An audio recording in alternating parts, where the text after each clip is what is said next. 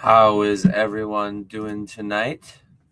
We are live, a surprise live. I did not schedule this out ahead of time. I just went live. I haven't done that in a long time. Maybe have I ever done that? I've probably done that before. But yeah, we are live. It is April 1st. I had some ideas. I did not. I had too many ideas in too little time. Too little motivation. So no big April Fool. No April Fooling going on here tonight. I guess I did do the title. It's so over the boom. We're still booming. I don't think we're actually over. I think there's some chance. As I've mentioned before, the irrationality of so many people in the space, if and when perfect order goes sub MSRP, people will actually deem that a crash. Botters will stop botting. Product will become available. If and when that rolls into chaos rising, that could actually damage some. I wouldn't even call it consumer sentiment. I think it will destroy some irrational exuberance, and then who knows what could happen from that. Like things, not April Fools, things could actually snowball from there and turn the market around in a negative way. But one position that I've held for quite some time, and it's the logical position, so I'm going to continue holding it, is all the things that are going on right now are not sustainable. Right now, what's happening in the 12-year history I've been in Pokemon, there's been a lot of times where hey, the price trajectory, the price target that I gave an item, I might have thought this is going to get to that price in 10, 15 years. And it gets to there in 2 years or 3 years or 5 years. What's been happening more increasingly is the price that a box should, I know I'm doing the thing, saying what arbitrary collectible should or should not be. Dangerous thing to do. None of this stuff makes sense. Frankly, it never has to. Not only can the market remain irrational longer than you can remain solvent, the market is permanently irrational in such a weird small market such as Pokemon cards. But what's been happening more and more is instead of gains being clawed forward and prices that people thought items would hit 5, 10, 15 years out, they're happening after months or weeks at times. I mean, historically I say Plasma Storm was the first Elite Trainer box. I don't have the data in front of me. It would be hard to compile, but you could probably kind of piece together Ascended Heroes ETBs. They're 2.5, 3 months old. Great set, God packs, yada yada, all the good chases, good fundamentals, live streams, social media, all the things. But they're $150 already. I've got several cases. I've got some kind of I wouldn't call them set back. I would say they're more set aside. But yeah, it's insane. It's insane what's going on. And I think the longer this goes on, the more crazy it will get. If I had to bet one way or the other, especially over the next 3 to 6 months, I think it's only going to get crazier. Can't last forever, but a lot of those gains are being pulled forward. A lot of the former expectations for years are happening within days and weeks. And being able to sell my Ascended Heroes ETB cases for $1,500 a couple months after I got them, it doesn't make a whole lot of sense to me. It feels great in a lot of ways, but it's also crazy because I'm not even choosing to sell all of them immediately. I'm selling more than I would have if they were only 1,200. I'm selling more than I would have if they were only 1,000.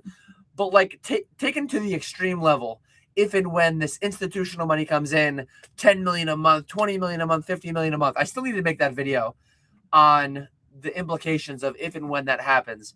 But what are we gonna see? Again, taking it to the extreme, if we get another 6 months of this, year of this, 2, 3, 5 years, if every set Charizard, 151 UPC, it's $1,000 now. Well, it has to be because Kanto and all of 151 and all of Kanto in one set.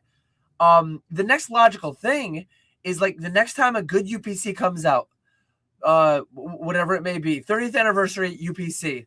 This is $1,000 item guaranteed is what people say. $1,000 item, guaranteed. This is as good. This is better. This is whatever than 151. So like 151 did it in 2 years. It's gonna happen in 6 months to a year potentially, theoretically, with these best next set, best set. I don't know.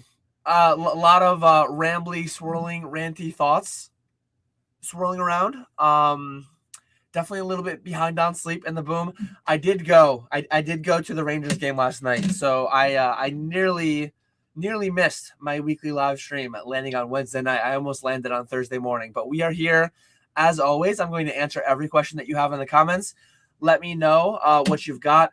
But yeah, like I'm along for the ride as always. I don't know what's going to happen. I think a lot of people guarantee things and think they truly know, but you can't know.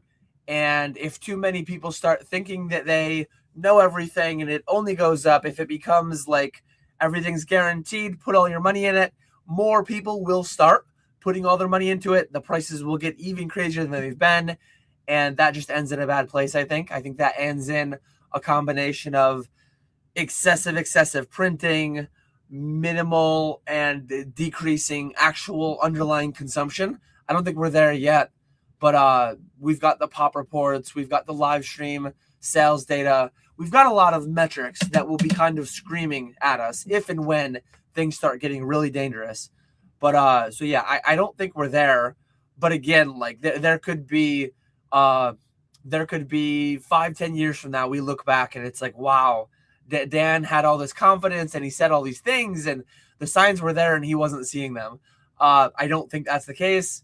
Many would guarantee that's not the case, but there's some percent chance. There's some percent chance like things, we might already be on a path to where things are going to be broken. But I would not bet that way. If and when I actually think that's happening, I won't go live on April 1st with an It's So Over.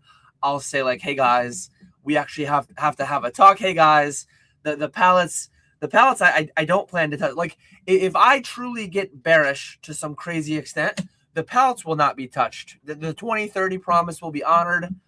But I would sell everything aside from the pallets if and when I truly got that bearish. And I can promise there are only 4 pallets that are like Pokemon pallets wrapped up, set aside for 2030 and beyond.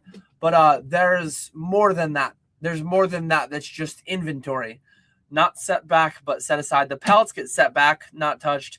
The other stuff gets set aside. But yeah, we are here. We are booming. Happy April Fool's Day. Let me know in the chat who got you the best today, who fell flat. I saw like Beckett posted a BGS Black Label Illustrator being graded, and there's always a bunch of things. But Beckett posting the Black Label thing, that one's kind of wild. I don't know. I think there's definitely some reasonable limits of what one should do, but yeah, I don't know. It would be wild if and when one were to actually be graded, but probably never going to see one unless PK Ono's printer is continuing to churn off brand new copies, and maybe he's gotten in with Beckett. But anyways, I'm going to turn to the live chat. As always, I'm going to start questions as I go. As always, I'm going to this whale sounds like a bear. It's man bear whale. How's it going, Alex? Nice to see you in here. But yeah, I'm going to answer all questions as always. Hopefully, you might be able to tell my voice is not 100%. So I started mentioning I went to the Rangers game last night. So the Rangers season, very, very tough. They are last in the Metropolitan. They are the second team to be mathematically eliminated from the playoffs with like a decent chunk of games to go. Less than 10 games, but 7 or 8 games, I think. And they've been mathematically eliminated for some time. But crappy season. I only went to one game. I went last night. Amazing game to go to. First time I watched them play the Devils. It's like a division rival game. It's like across the river rivalry. And there was a pretty good split. Like it's Madison Square Garden. Most people were Rangers fans, obviously. But New Jersey's so close, and there was a decent like New Jersey showing there, and it's just good to be able to see all the people that your team is actively beating. And man, did they beat them? 4-1 was the end score. Spoilers. Igor Shesterkin, a goalie fight. You don't see a goalie fight too often. I looked it up because I was curious. Third goalie fight this year, which is crazy because I don't think there's been a year in a long time, maybe ever, where there's been 3 goalie fights. But third goalie fight this year. There was like a 70-year span in the NHL where there was only like 45 goalie fights. So like barely over half a goalie fight a year. And to see one at the game that I went to, it was to set up the play. So the Devils had the puck down in the Rangers zone, and I forget who it even was or how it happened, but somebody kind of like clipped Shesterkin. Somebody, a New Jersey Devil, interfered with Shesterkin in the crease and got a penalty for it. And Igor he was not happy with that. So he kind of got into the Devils' face, and all the Rangers kind of piled in as they do, protecting their goalkeeper. And Markstrom, we were on Markstrom's side, the Devils goalie. He starts skating down. I didn't even see him. I was looking at the scrum, yelling, fight, fight, fight, naturally, because I wanted to see a fight down in the scrum. Little did I know, Markstrom was skating the length of the ice, dropping his gloves, got Igor over, dropped his gloves, goalie fight. That was awesome. And Markstrom early, first 30 seconds, I think Markstrom had the better of Igor. Igor took that one home easy. If anyone watched that, let me know. Give me an Igor in chat. Clear winner. That would be unanimous decision. Igor won that fight. So that was really cool to see. Rangers took it home. Had a good night on the town. We consumed some beverages for sure. Rangers won. They did their thing, what they were supposed to do. So not a great year, but a great game. Great year for my attendance to Rangers games. But yeah, let me scroll down. Let me star. Are we booming? Stiller again? Yes, and yes. Cleanish, shaved, Dan the man. We're booming for this impromptu live. We are definitely booming. XP Share Video Games has been getting fooled all day, but will not be fooled one final time. Let's see. You're stupid. Thank you, Cheris Martin, coming in from the mobile chat. You'll love to see it.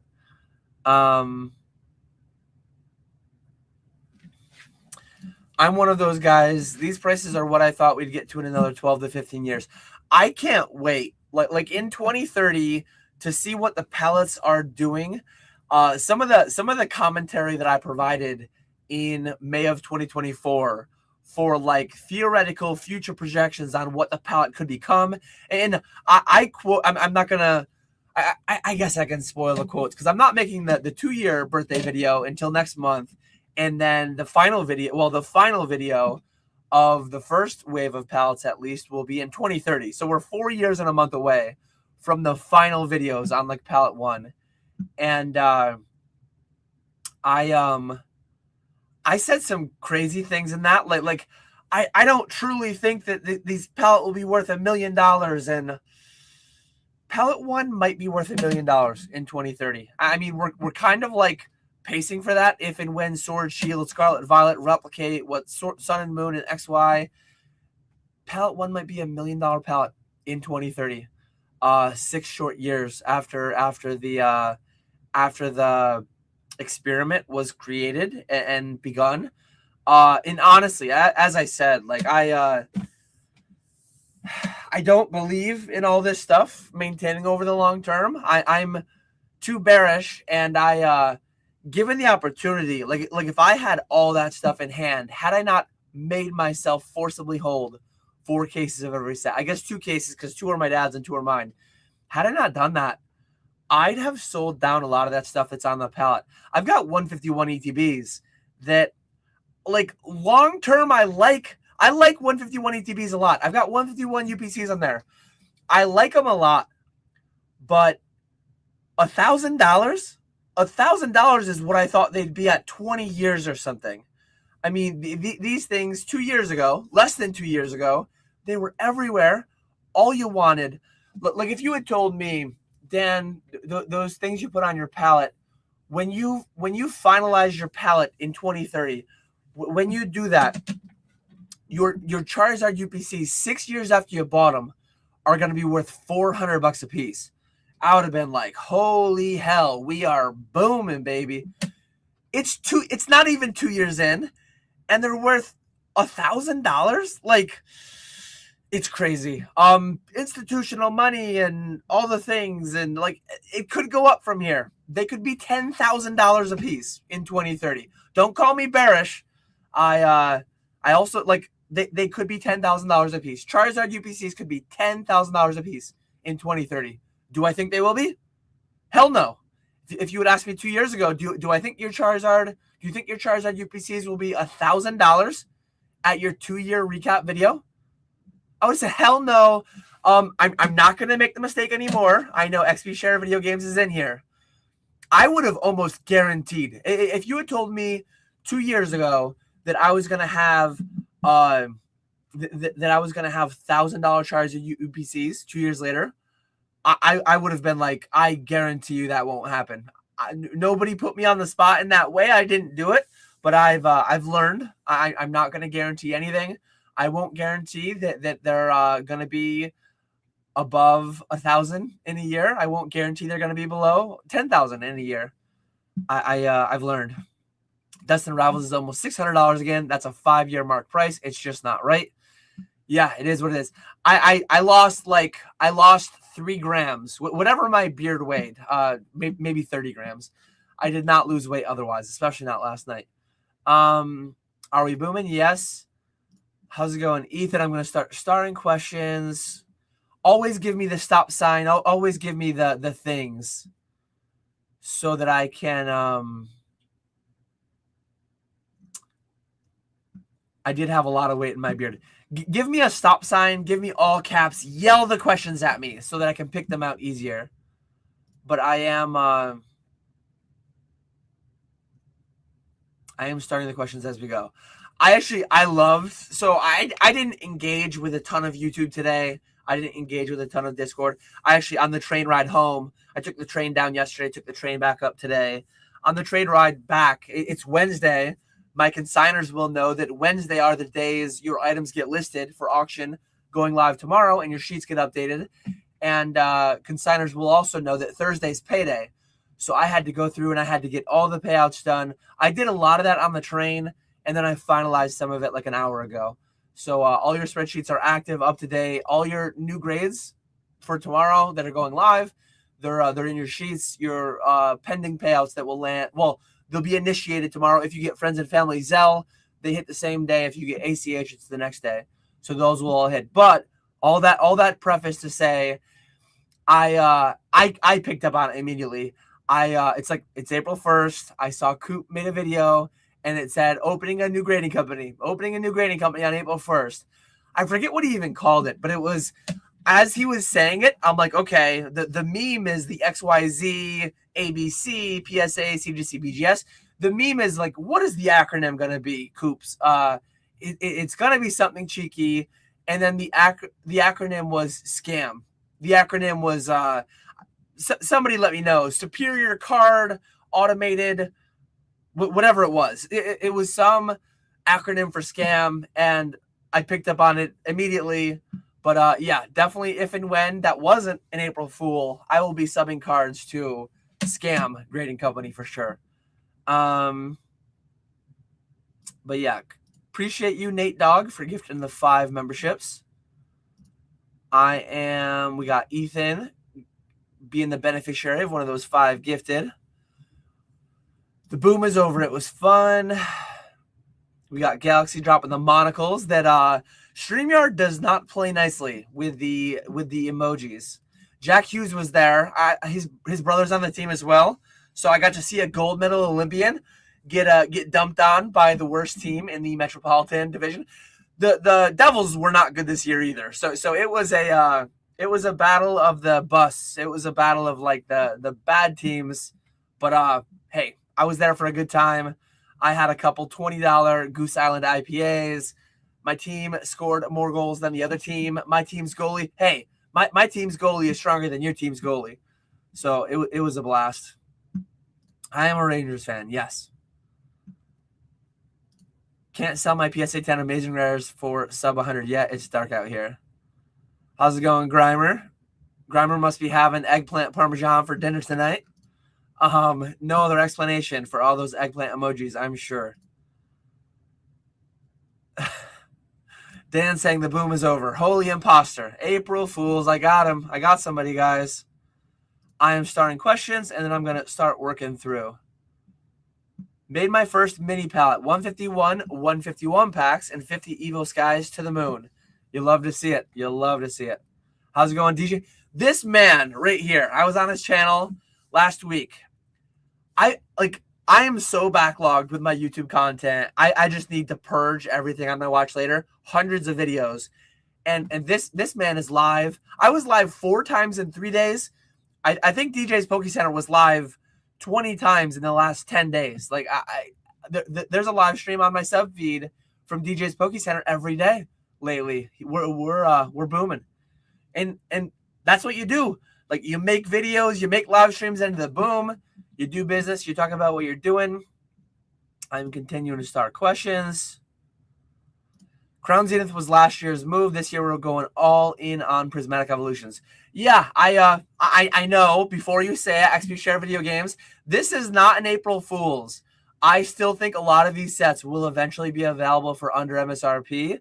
Every day that passes, I'm ready more and more to yield to like, it's probably not going to happen for all of them. And Prismatic is one of the least likely. Prismatic is the most likely to make me wrong. Prismatic, Destined, Ascended. Those are the sets most likely to make me wrong. So I'm slowly, as we go throughout the year, I'm going to slowly, intentionally start adding to my position. I hope I do it at lower prices. But last week, well, I guess this current week, my hot buy list for Prismatic packs is $10 a pack. I bought them 4 months ago at like $6.75 a pack. I think was the lowest I've bought them at so far, barring my allocation. But if I could go back in time, I would have bought an extra 10,000 packs when it was 7 or 8, right? When I was buying them for 7 or 8, when they probably were 9, 8.59, whatever. But yeah, we're out here, we're booming. That's one thing that like sometimes people, Dan, you're so wrong, you're so dumb. I can't believe you weren't holding and hoarding your Destin. That's the thing that like really people lose me very quickly, because it's like I'm not having price memory in a negative connotation, in a negative way. And I can only say this so many times. But like I outperformed Destined with the things that I chose to keep my money in. I outperformed Prismatic over the past year not having had it. Prismatic from a year ago is actually flat. I was buying it a year ago for 10. I'm buying it today for 10. So like I'm glad I didn't have a lot of Prismatic. I know I'm talking about loose packs. The ETBs doubled. Other things like, but my Charizard UPCs 50x or whatever the hell they did. Not 50x, but 5x or 3x or I don't remember where they started a year ago. We do lose weight when the boom is over. There's a time and a place for everything, and health gets sacrificed a little bit for wealth in a boom. Do need to be careful with that though.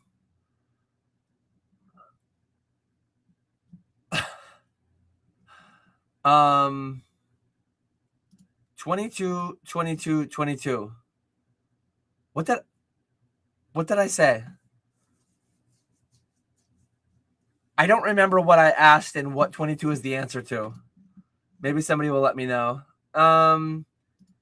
Yes. Ponga's favorite eggplant parmesan. Evo Skies loose booster packs keep climbing. Just need the rest of Sword to follow. The only thing keeping the boom going was Dan's beard. We're so screwed.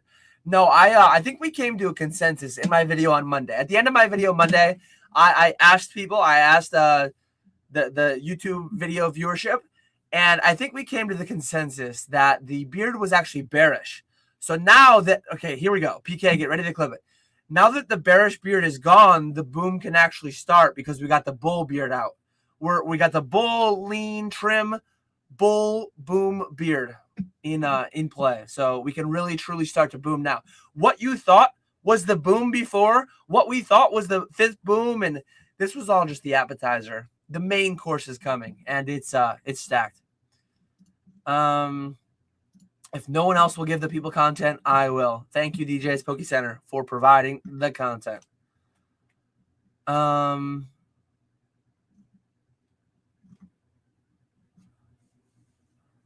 Let's see.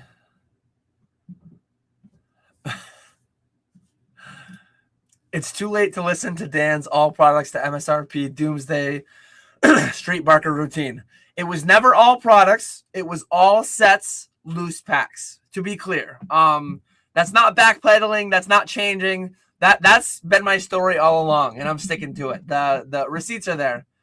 So happy you finally shaved your beard. It's funny. Some people are very unhappy. Some people miss it already. Some people are like, finally, you don't look like a homeless person.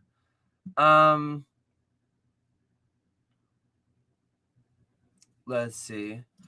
What was my first 99 in a RuneScape?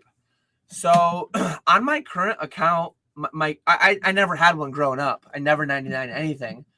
On my current one, it was farming. It was farming, actually. Kind of an odd one. I think it was farming, then strength, then hit points, then ranged. I think those are 99 Slayer I have now as well. So that's probably all my 99s and my 99s in order. Okay, 22 is what DJ always asks people to put in chat. So 22 is in the chat for DJ. Okay, it's like saying hi or what's up. Too many pokey beards. I think there's only one pokey beard. But yeah, there's a lot of good beards out there. Team Beard. Dan cleaned up for more mainstream marketing. Really time to boom. So I have 16 starred questions. I will continue starring new questions as they come. I will answer all questions. Actually, it's not it's not all questions, because thank you, Nate Dogg, for the gifted. I think I missed another one. Nate Dogg gifted another 10. So yeah, 4 of them were Nate Dogg becoming a member and Nate Dogg dropping subs. So we have 12 questions in the backlog. As always, I will not end this live stream until every question is answered. 27 minutes in, credibility check. I am the sorcerer, some would say. I am the sorcerer behind what will be this year an 8-figure operation, 10 million plus, 9.3 million last year. Some consignments, some my own items through live stream, some the items of Spat and Bierski and Grimer that I get 1099 on through my eBay that flow through me, that I flow through to them. I mentioned before that GMV is just one number, right? A lot of people get weird about context and what's the net and yada, yada, yada. Again, my net varies between 1% and 10%, depending on what we're talking about in the overall and blah, blah, blah.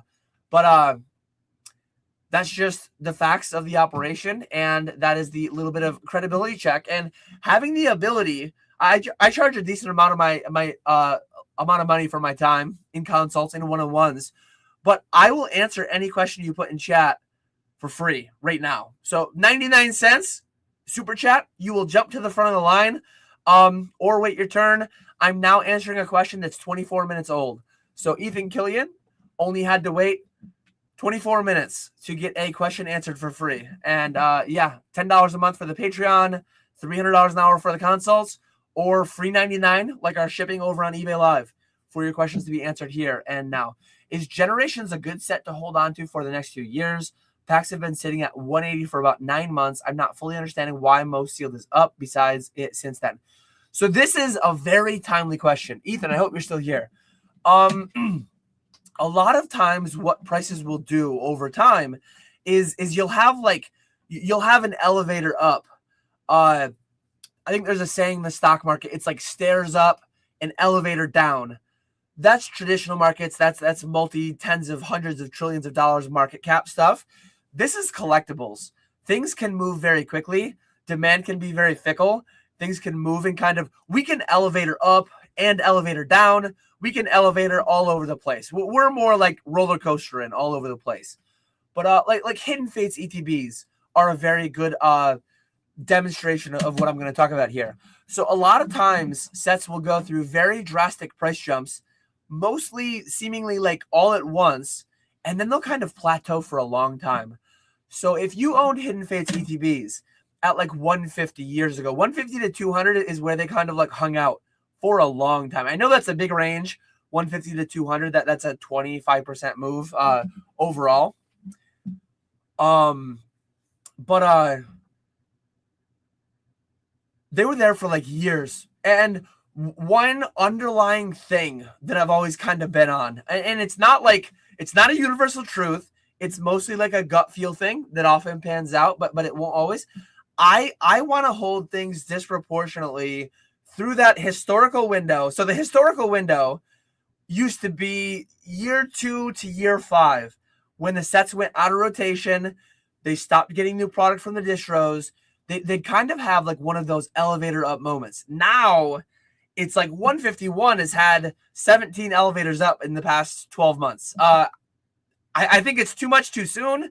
Again, if you had told me, Dan, in 2050, you're going to sell your final Charizard UPC for $1,500. It's like, that like Pokemon's healthy, Pokemon's boom, and Pokemon's going good, but I might be selling a Charizard UPC next month for $1,500 the way that we're going. Am I it's crazy because like I am buying them for 80% of today's price. I actually bought a collection a month ago that had like 20 of them in it. And I'm going to pull it up on TCG Player. What were they a month ago? I want to say like I got I paid 80%, 85% maybe for the collection. 151 Ultra. So I'm actively doing business. I'm actively buying them.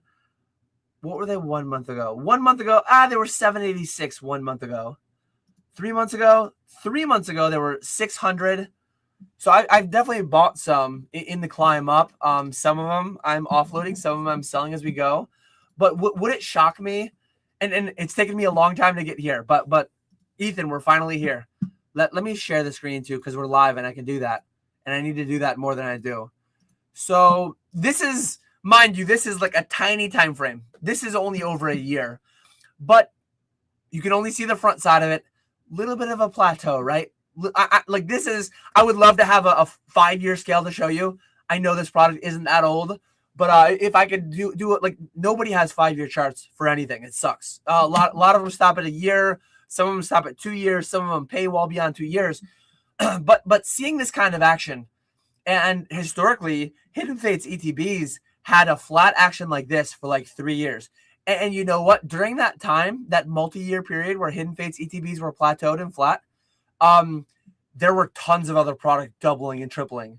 So the idea behind the pallets is like I want to hold through that 5-year period, but I might reevaluate, and at 5 years I might decide it's time to let half of it go.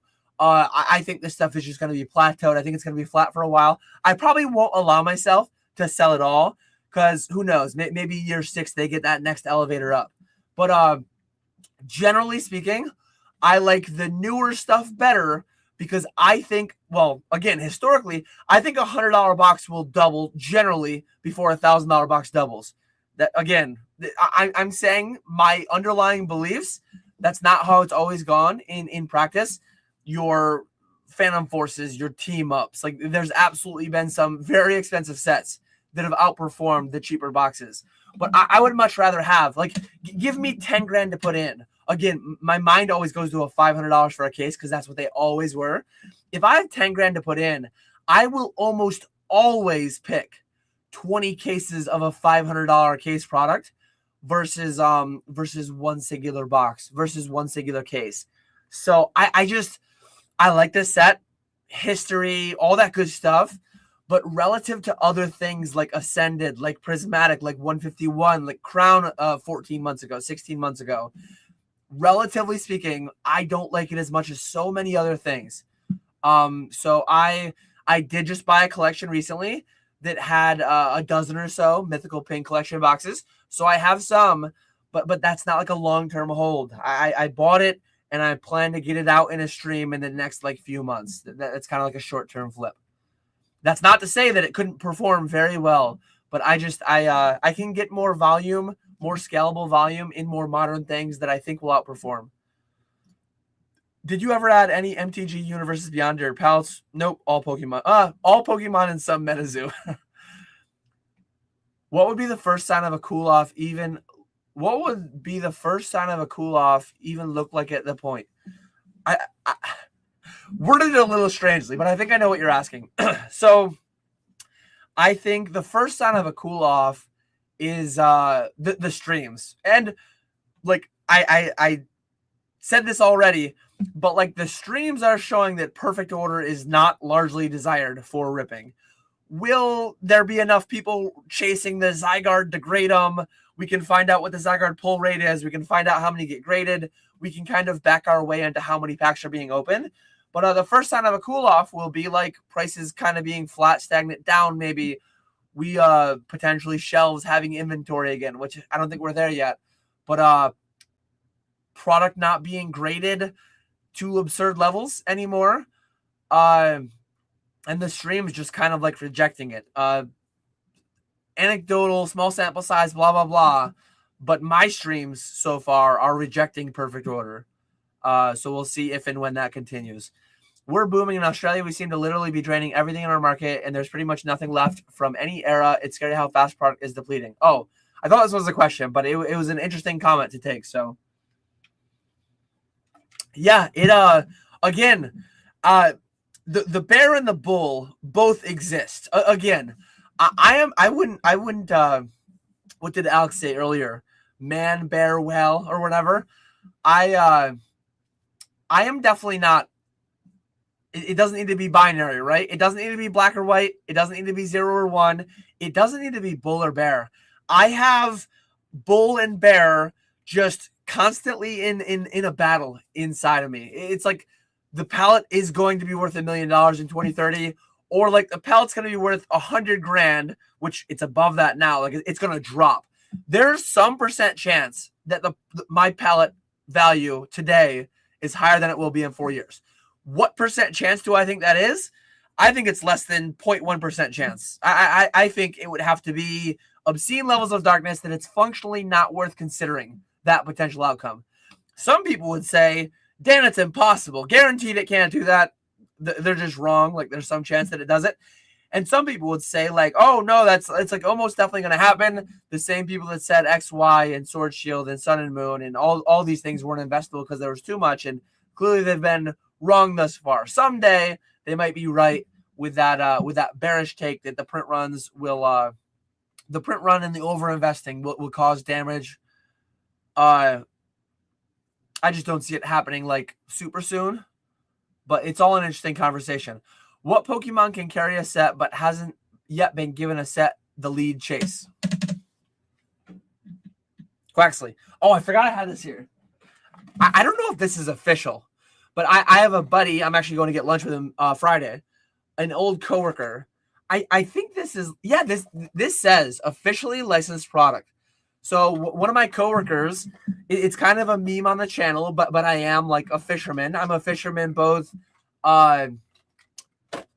figuratively and literally. I just haven't literally been fishing in a while, but I'm always fishing.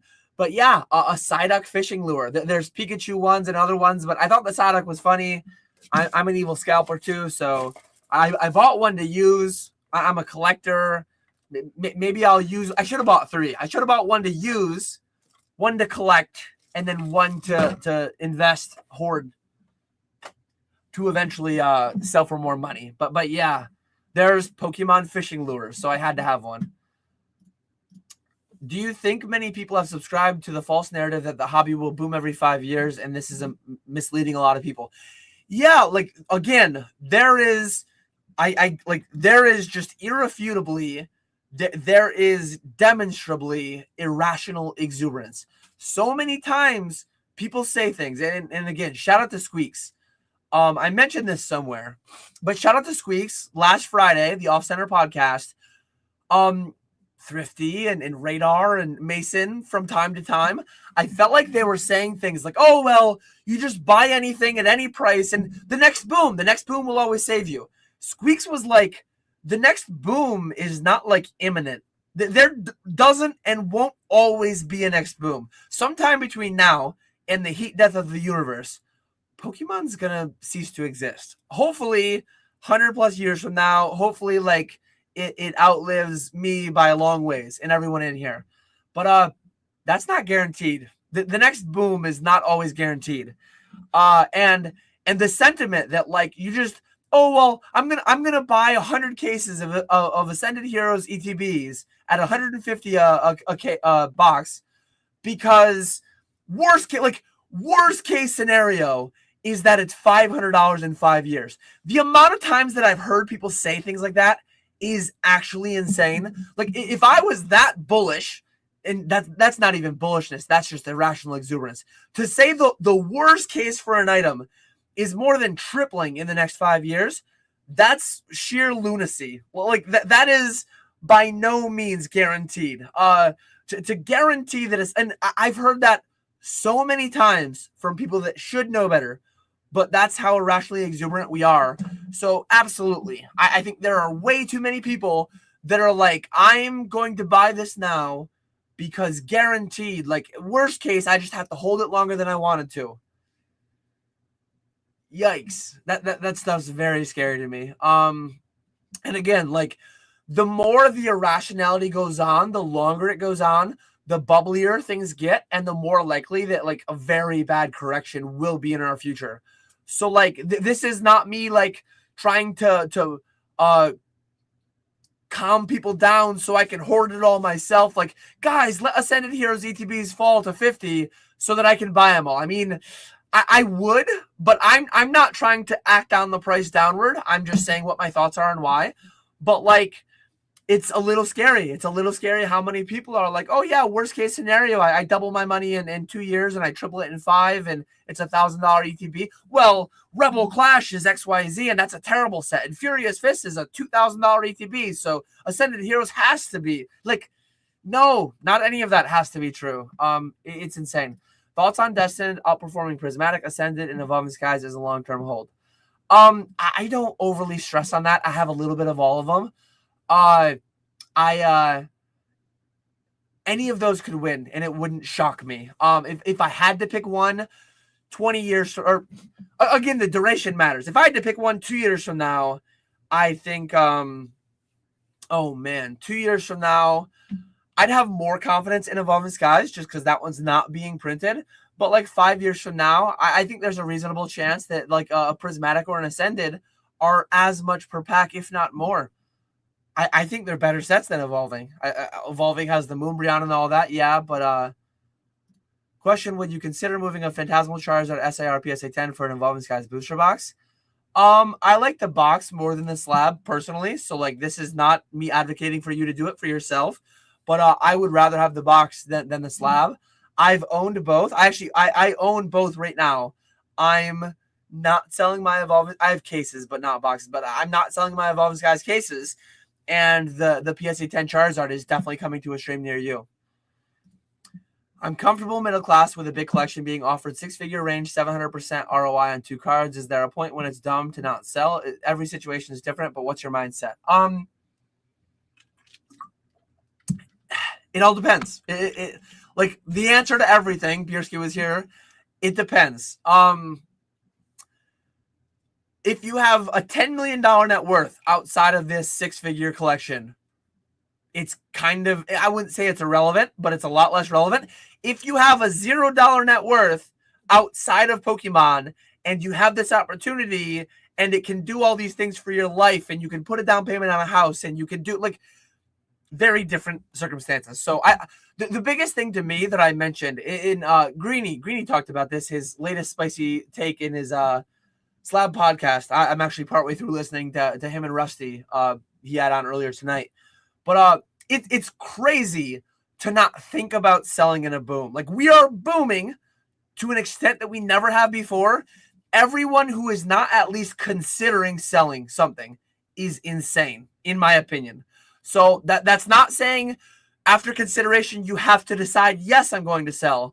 But if you are like, selling is off the table entirely, I'm not even going to consider it, I think that's an insane stance. So hopefully that helps to some extent. Hopefully that's off the fence enough to help, but maybe not. Dan, what are you buying right now? You cited your Crown Zenith pickups from last year. What are you grabbing now? Everything. So it's a little scary. I have 3 separate deals over $100,000 that I believe I'm going to close on. I'm buying collections at 85% that I am immediately turning around and selling for a margin. I like my main goal, my main action in this boom is to just iterate. It's just to make that 10% margin. There's no time in the Pokemon's history that you could make the margin so quickly. So like liquidity is functionally infinite, and that is not a forever thing. What am I buying right now and going on to the pallets? I feel like what you're asking here is, what are you buying to hold long term? So I'm buying everything to flip. What's actually going to the pallets? Sword Shield cases, SV cases, not Destined Rivals, early SV cases. So will it be the highest ROI, CAGR, all the things over the next 2 years, 5 years, 10 years? I don't know, but it's what I like best. The other thing that I'm buying $99 prismatic ETBs as we speak. They're coming in soon for my distro. They might have even came. I haven't gone through the boxes that came yesterday. While I was in New York City, a lot of stuff came. But I'm getting $99 prismatic ETBs. I'm buying all my distro allocations. I'm buying all collections that come to me, mostly to immediately flip. But some of the few things that are getting put back, I'm not putting back new Charizard UPCs. I'm buying them and selling them. I'm not putting back new Destined Rivals cases. I'm buying them for 85% and selling them for 95%, though. I'm not putting back slabs for the long term. I'm buying and selling them, though. One thing I did buy, maybe, and some of these will be for long-term hold. Most of them will be for shorter-term churn and burn. I've bought over 1,000 first partner illustration collection boxes.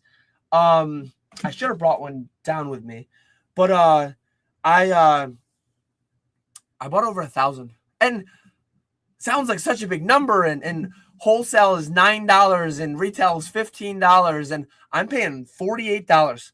I am paying 500+% of wholesale. I got over 100 wholesale. I bought over 1,000 at 90+% of market value. I really like them. A lot of, and going back to what I said earlier, there's a lot of future optimism priced into the set. Like, where do I think this is going to be after 5 years? In my opinion, a thing like that after 5 years should be like $50. And it's $50 today. So, like, will it truly gain proportionally? Will it actually give me a good ROI? In this market, that thing might be $100 in 5 years. It might be $250. Like, I don't know. I really like it. I'm trying to not overly think on it too much. Main thing I'm trying to do is I'm trying to grade first to market a black label, first to market a couple PSA 10s, first to market some CGC pristine 10s to be sold on Fanatics. And I'm trying to get my cost basis down on the couple hundred I'm going to set back and keep for the longer term. And we'll see what happens. And this is one thing that I say too, that like I will actually do. A lot of people say it, but they won't, because a lot of people can't, the way they set themselves up financially. I bought 1,000 at 50. If and when they go down to 25, which they can, the art is too good, Dan. You get 3 full art starters and like 1 in 3 chance that they're Kanto. I guarantee this won't go down to 25. I've already had that conversation with people. You can't guarantee that it's not going to drop. $25 is almost double MSRP. $25 is 280% of wholesale price. It absolutely could go to $25. And you know what I'm going to do if and when it goes to $25? I'll probably buy 2,000 of them. I'll put another 50 grand into it because we're booming. I'll give you $5 more for your Wave 2 perfect order allocation. So I haven't yet set my 4 cases back, and appreciate the super chat. Go check out Steve at Tactical Trading for all your Chinese booster box needs. He did hook me up. He was the plug on a bunch of first partner collection boxes that I was just talking about. So definitely go follow him on Instagram. But no, I need, part of my Wave 2 allocation is the 4 cases that go to the pallet, and then I need to reevaluate where we're at. I might short-term 6 months hold some of those perfect order cases instead of immediately dumping them all, just so that perfect order might be selling for $300 in 6 months. Do I think it will be? Do I think it should be? Like, I lean towards no heavily on both those, but like it absolutely can be. I can't wait. I can't wait for Perfect Order in 6 months to be 250, $300. And then people will be tagging me on Instagram. People will be commenting on my YouTube videos that's 6 months old. Dan, you're such a dummy because Prismatic or Perfect Order is up 25%. Ha ha. And it's like, meanwhile, some of the stuff that I'm buying today, First Partner illustration collections, might be $100 by then. Some of my early SVs, some of my Sword Shield cases, some of the maybe prismatic packs that I'm buying today at like they might be up 50%. Some of those things might double. Like there's probably something that has reasonable scale that will double in the next 6 months. And people will cheerlead their 25% return on Perfect Order in this straw man scenario that I'm building in my head. But I've already lived through it with Destined Rivals. I've been through it, and I know I'm going to be out for it again. So I have 3 starred questions left, and I've 70 comments to comb through. 70 comments to comb through for more questions. We are booming. I'm going to be live for later than I would desire to be, but it's what I got to do. So yeah, I hope that covers. I basically laid out everything that I'm buying, and then setting back for the long term. Gifted 10 memberships. Thank you, Nate Dogg, again. Nate Dogg is letting those memberships fly. Oh, wait, hold on. I'm in the wrong thing. We've been starved. Where? Okay, let me make sure I'm going to the right one. I've starved you guys of the lawnmower. I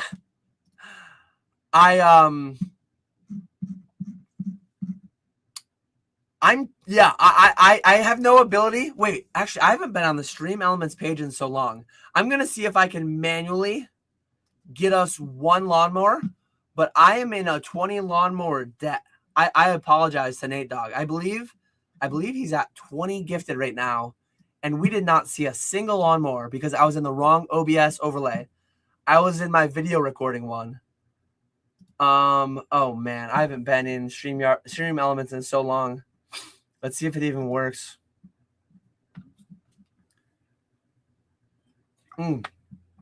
Activity history. I think I can replay. Can I replay this? Replay activity. Oh. Wait. Why did I just get the fishing one?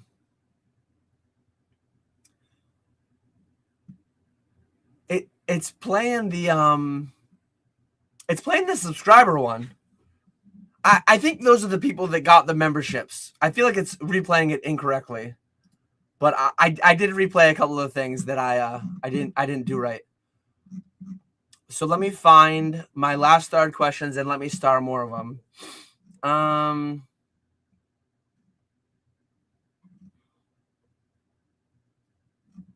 Wait, why? Where are my starred questions? Oh no. I am lost somehow. So 1152 is the last started question that I had. I need to go there. Okay, there we go. There's the lawnmower. We've got it now.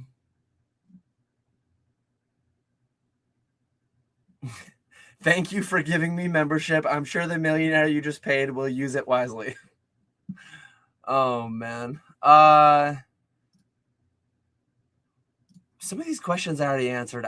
I am all thrown off now. I'm trying to hoard Destined Rivals or not. I'm not personally. I'm one guy. I might be making a mistake. I might be making the biggest mistake of my life. I can't wait. And I saw Mason in the live chat saying something. But I can't wait until a year or 2 from now. Haha, Dan, you dummy. Destin never went under MSRP. You were wrong. You owe Retro that suitcase of Team Rocket or Glory of Team Rocket Japanese, and I'll pay. I'll make a video. I'll repent for my sins on a live stream. I will thank Arceus for all the bounty he provides. But it's just so like it's kind of ironic that I'll be kind of teased for having made a wrong call in a time that I'm actively like making similar calls just in different areas of Pokemon that so far maybe I underperform Destined Rivals in the future, but over the past 10 months, I've outperformed it. So yeah, I'm asking for it tonight. I don't know what I did, but I do not bid on Voldemort's auctions myself. But if and when somebody buys from him, and then for like I can't know the chain of custody of all my packs all the way, unfortunately. Yeah, I don't always agree. It's interesting because like directionally, EXP Share Video Games and I agree on a lot of things. I just don't agree on the amplitude of the wave there. And yeah, if I had to put 20 grand into whatever number, if I had to put some amount of money into Destined or Prismatic, I'm picking Prismatic like easily. Generally speaking, when reprints hit, that's when you should be buying. I know Alex made a video recently where he talked about like the I'm gonna wait crowd. Some of them are buying. Some of them are like, oh, they're waiting for $50 or $60 or, and that's one thing to be stated too. Like when I say that I think Destin will go sub MSRP, I'm not making that up. I truly do believe. I truly did believe when I said that 10 months ago. But I'm not saying like never am I saying I think Destin is going to MSRP. Definitely don't buy any of it until then. Because, like, that would be me saying something that I'm not even doing. Like, I've admitted that I'm constantly buying Destined Rivals. I think Prismatic will be cheaper in 6 months than today. I truly do believe that. But that's not stopping me from actively buying Prismatic today. Some amount I'm adding for the longer term, if and when I see good opportunities. But for the most part, I'm just doing it for day-to-day operations. So, yeah.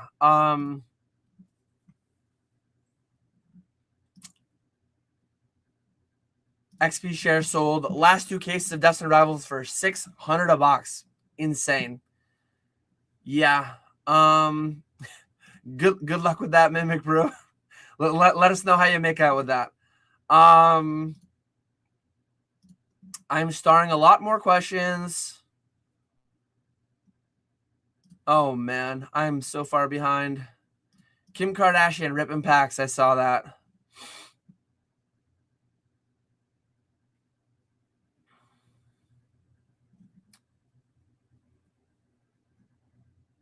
What's good, Dan? We're booming. Everything is good.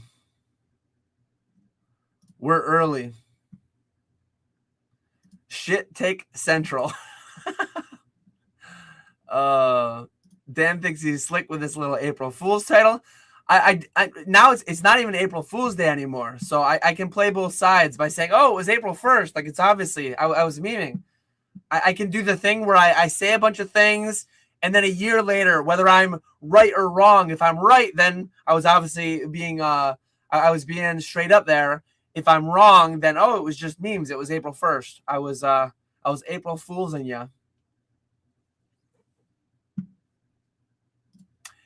Yeah, and I again like this channel is a documentary of one guy and his journey and what he's doing.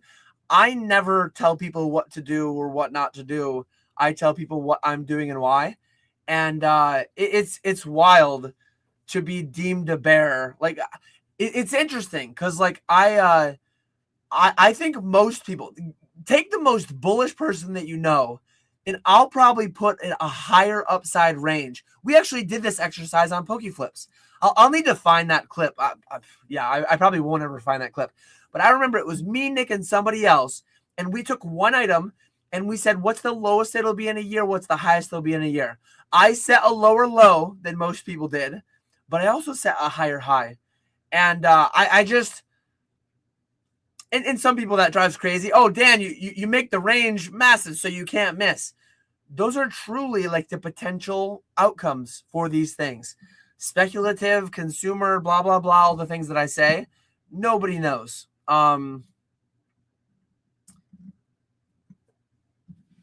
Let's see. Dan isn't factoring in generational macroeconomics related to younger people, things like people losing faith in traditional investments like the stock market and looking towards more tangible investments on an institutional level. I mean, yeah, I don't know what to do with that comment exactly. I'm very aware that, like, again, I'm very aware that stuff can go up very, very big. But there's definitely a fair bit of irrational exuberance out there. I've seen some crazy quotes in that CNBC thing.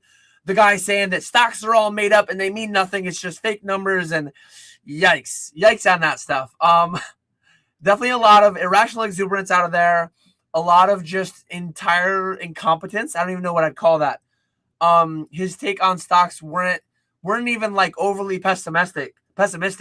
They were just like flat, demonstrably false and scary. And the amount of people who are like, hell no, I'm not putting $500 in the S&P.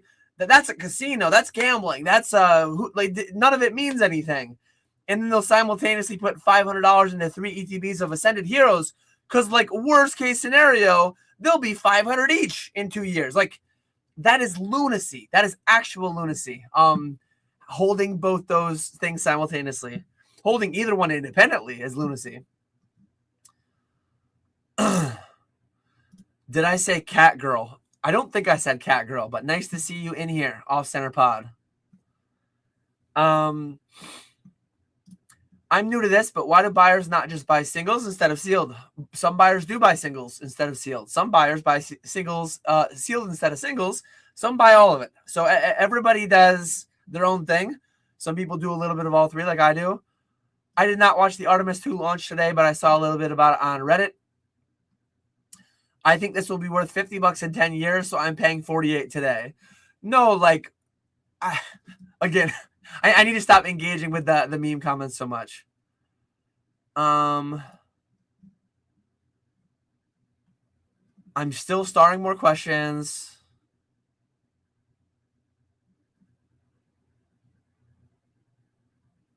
Mason, he posted multiple stories. You got to get in there. You got to be looking up the tactical trading stories, and you got to get in there. You got to strike while the iron's hot. Gambling, entertainment, having fun. Like, people do a lot of things that are irrational from some perspective. But, yeah.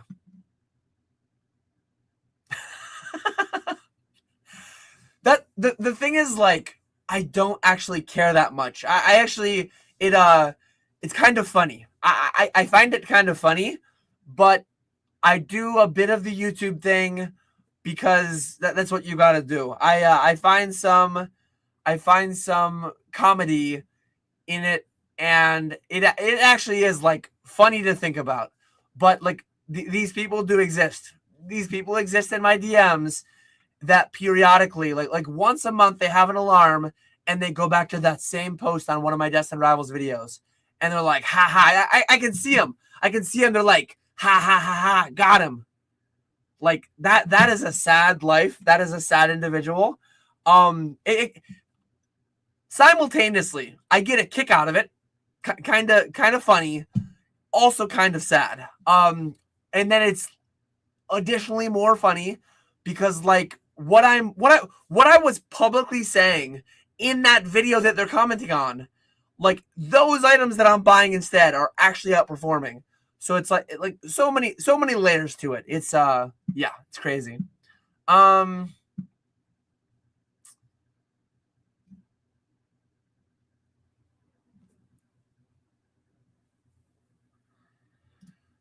I've fished a little bit of everything. I live pretty near Oneida Lake.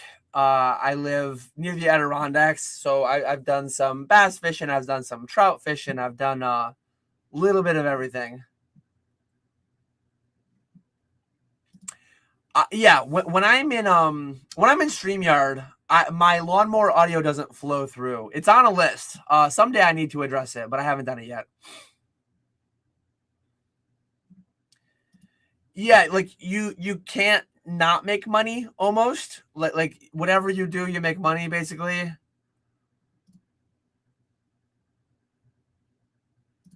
So again, we agree directionally. We agree that it could fall a lot. But I would be on the team of, like, it could go down by 50% or more. Like, to say it's not a year old and it's at $600 a box.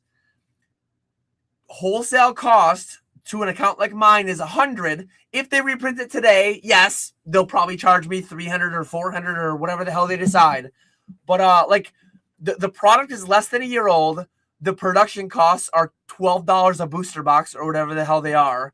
Like, it absolutely could go under MSRP. It probably won't, especially the booster box. But yeah. Anyways, we're rehashing the same thing that we'll rehash 100 more times between now and when we find out. Yeah, buy high. I'm starting all the questions, and then Mimic Brew, be the change you want to see in the world. Ask me the Black Bolt White Flare questions. Ask me the Paldea Evolved questions, and I will answer them. Do not count on others to ask for you. Ask the questions that you would like answered.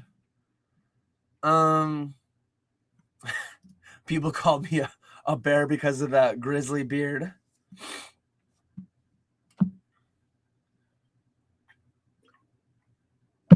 Dude's using the wrong definition. Oh, man.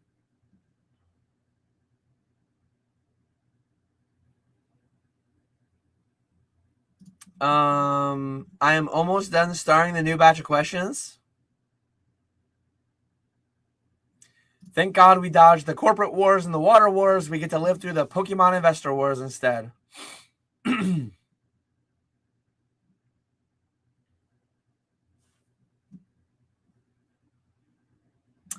I will answer all the questions. If yours hasn't been answered yet, it is starred. I have 18 started questions. Dan, I have to stop engaging with these meme comments. Also, Dan, I'm on YouTube for the comedy.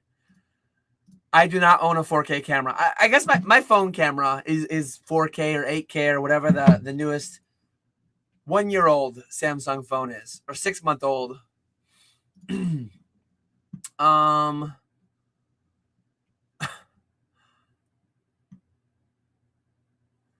Yeah, I have a lifetime license in New York. I have a lifetime super sportsman license. So every year I get my turkey tags, my doe tags. I get all my hunting tags mailed to me, and I haven't used them in a decade probably. I've used my fishing license a bit here and there, but not as much as I would like to in the future.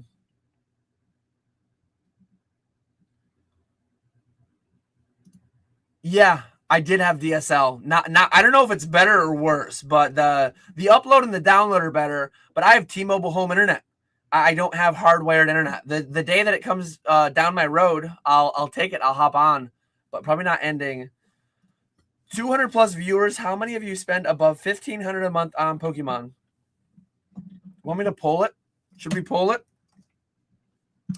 I'm going to go into YouTube quickly, and I'm going to poll it. Let me get my, or wait, I thought I had my live open somewhere. I think it will only show for horizontal mode enjoyers. So I'm going to do a poll, start a poll, spending over 1,500 a month, question mark.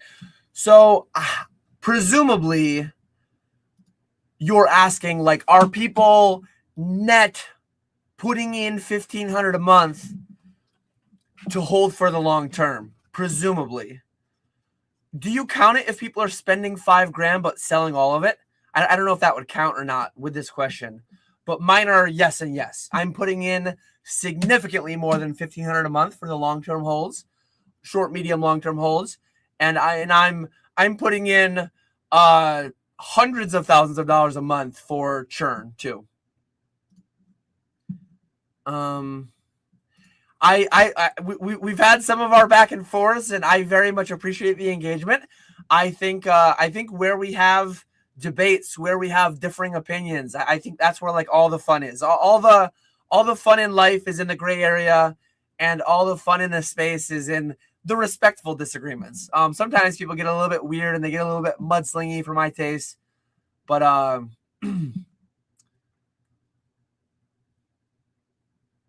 hashtag 1,500 if you spend 1,500 a month on Pokemon. We got a poll up there now, so 74% yes so far.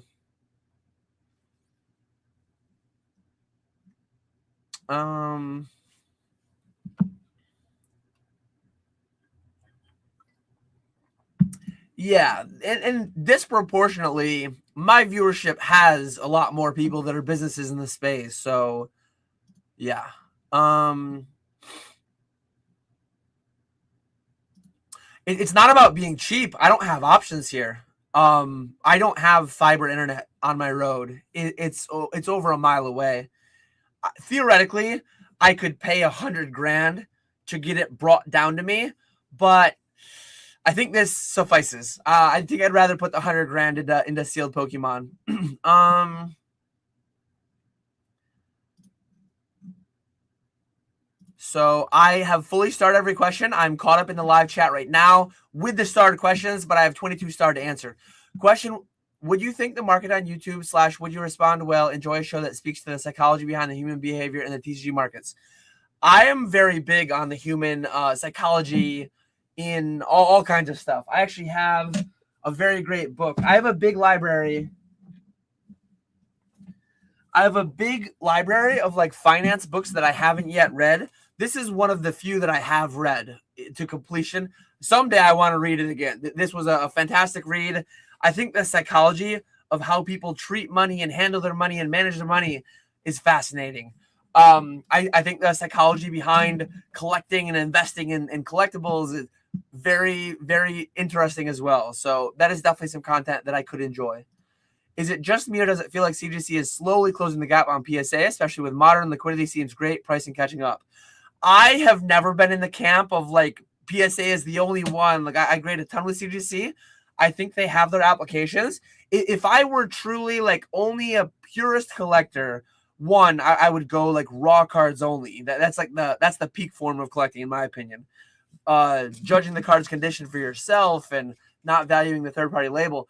But if I had to collect only one company's slab for all my cards for the rest of forever, I would pick CGC personally. True collector, hold them forever. And honestly, too, as a business, if I could only grade with one company for buy and sell, it would be CGC. Over 90% of my grading currently is with CGC. I have advantages there with the whole CGC Fanatics dealer rate and stuff. But yeah, you can do great business with them. I think they put out a good product.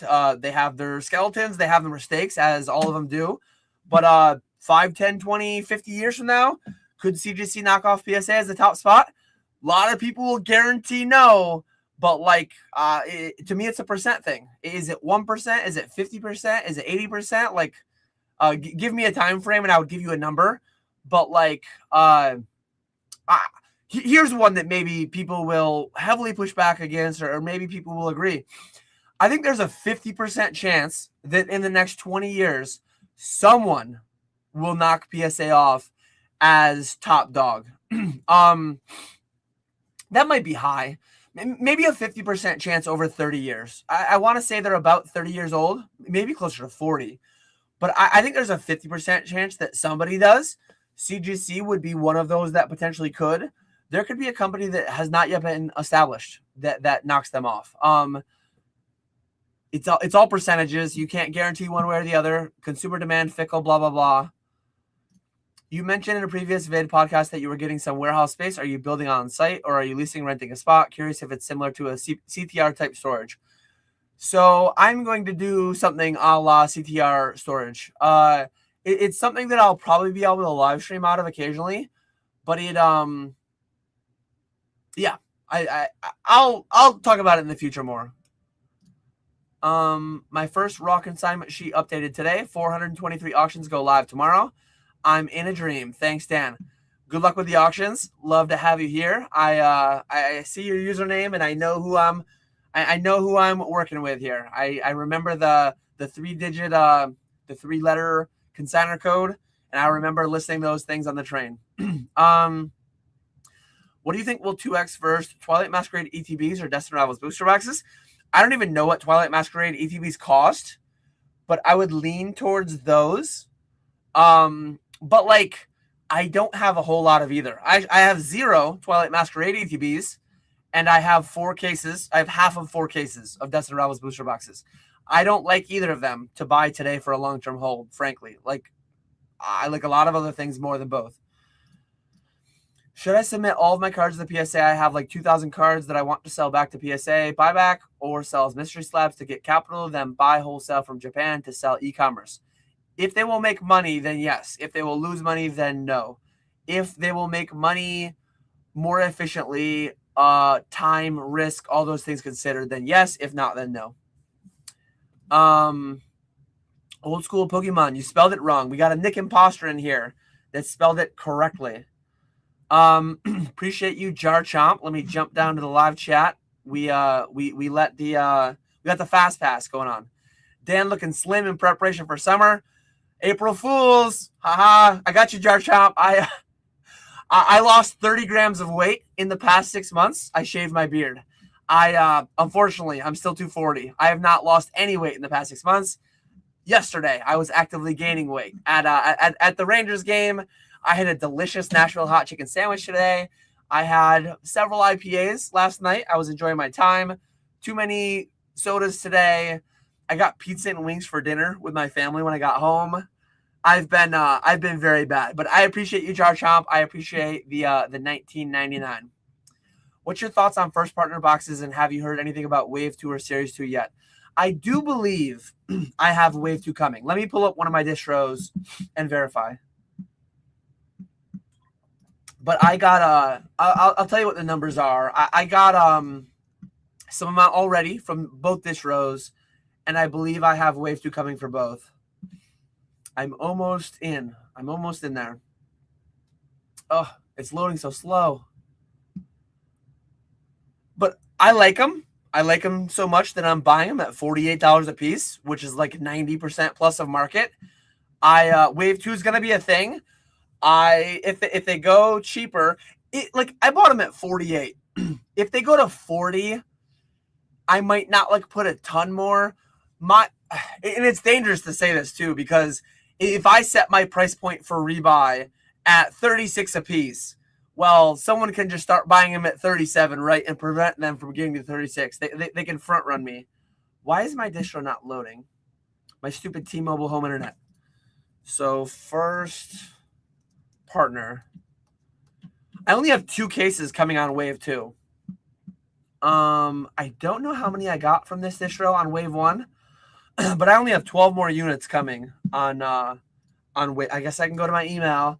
I'm this far. I need to just round it out. I need to round it out. Let me search this SKU in my email. Oh, why is nothing found? First partner order.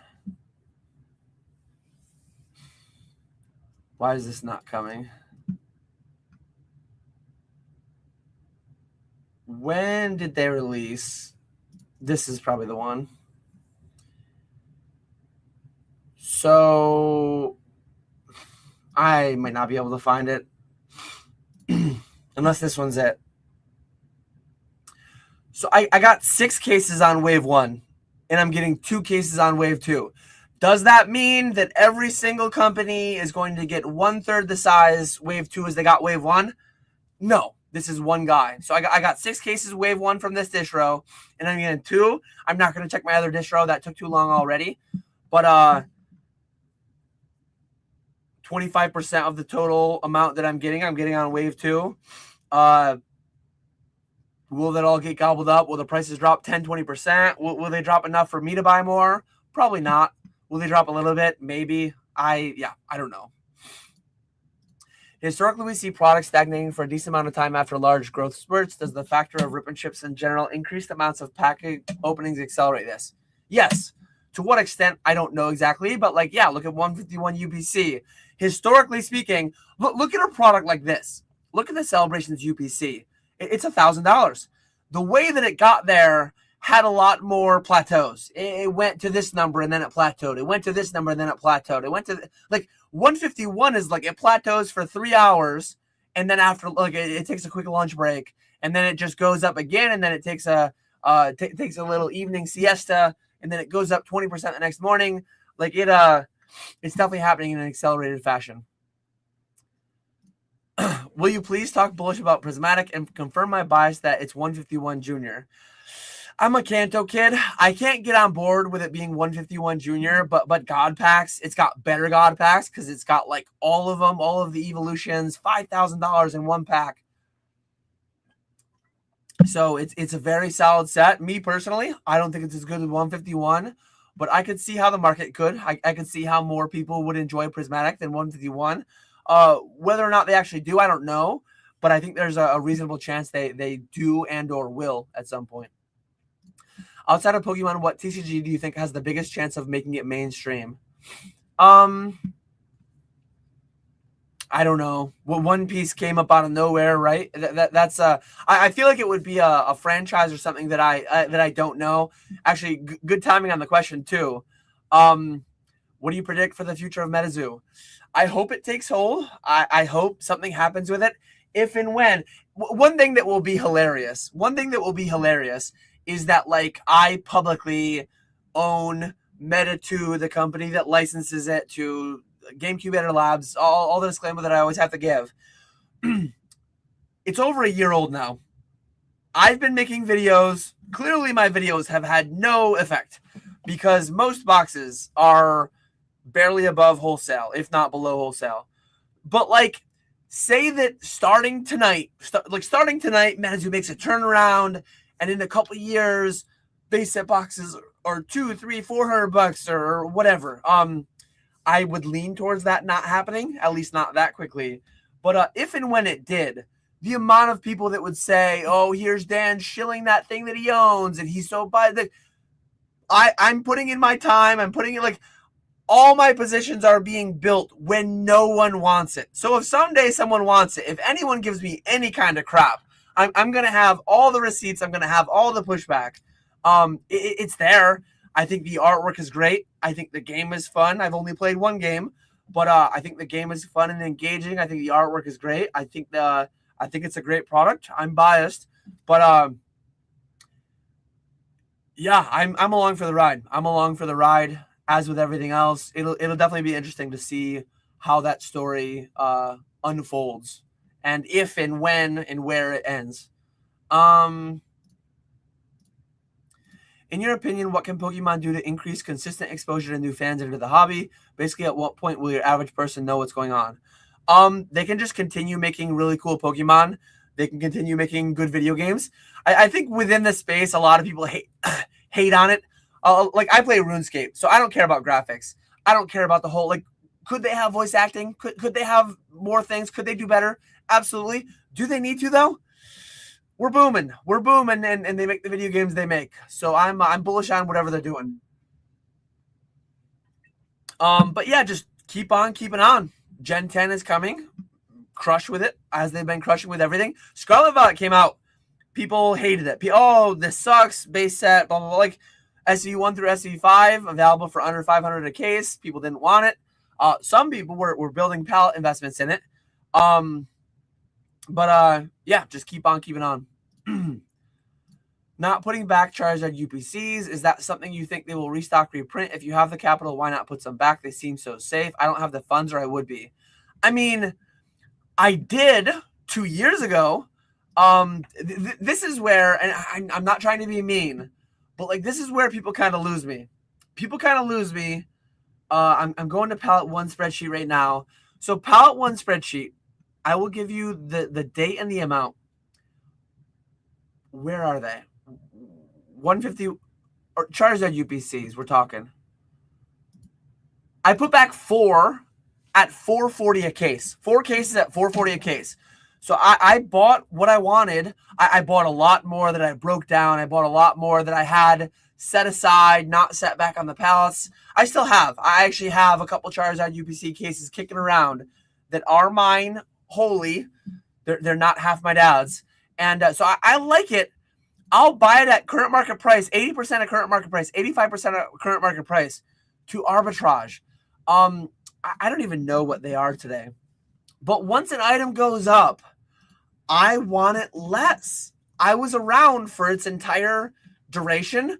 Like I assembled all that I wanted for the long term early on. Yeah, they're $480 a piece.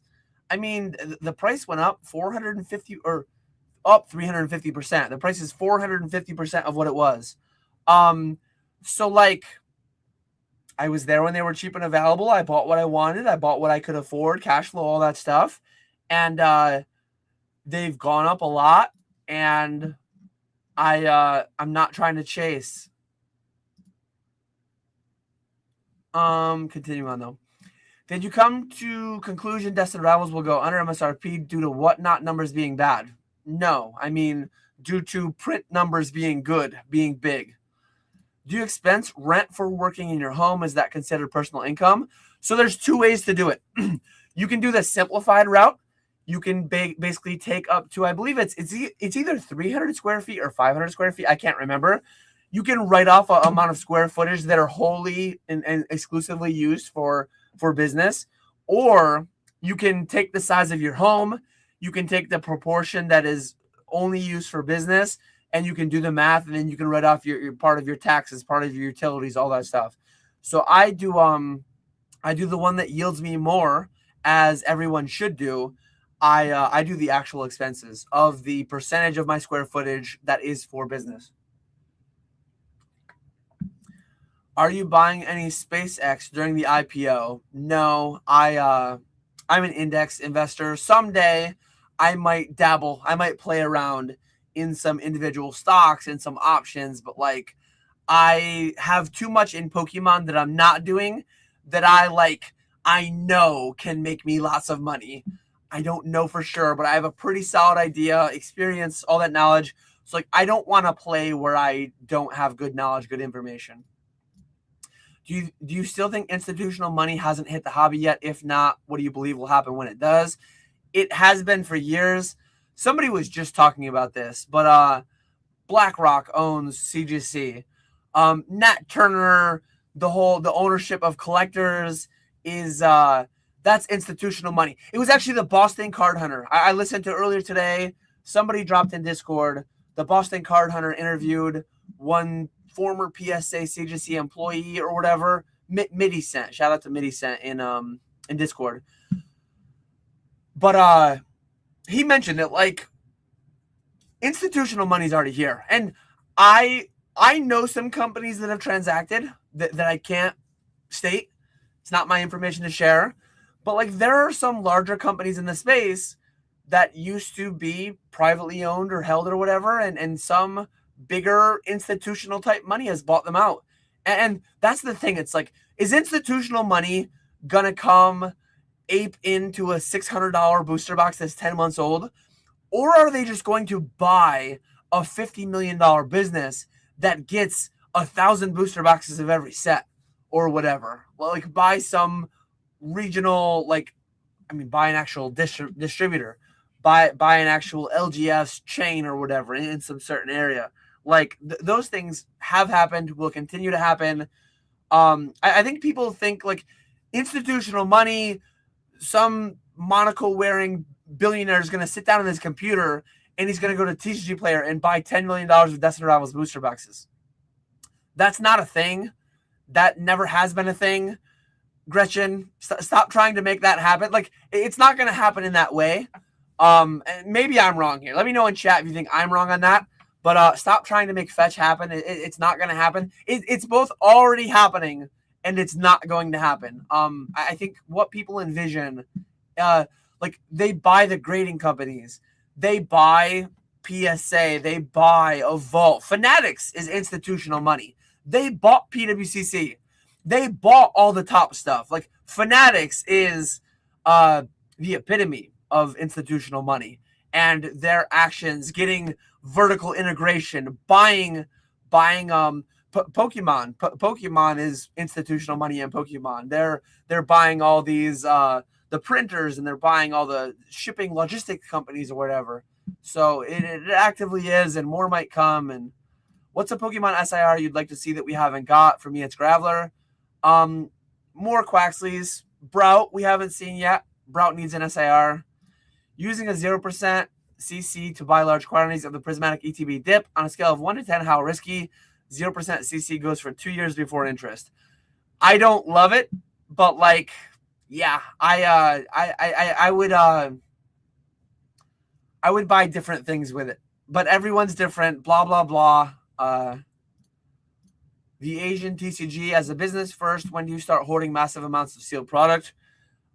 2 years ago, May of 2024 is when I started hoarding sealed product. I have a palette series where I detail every year, if not more frequently, everything that I'm adding to the palettes. So my last starred question was Jar Chomp Super Chat. Actually, no, 12:41 is when I need to go to start more questions. Starting more questions. Yes, some first partner packs will go to the streams. I should have already sent some, but I don't believe I have. So I pre-graded a batch of them. Half were gradable, half were not gradable. So though, like if I were better and quicker, I would have already got them out to PK and Panga, but I don't think I did to either. Maybe one of them got a little bit.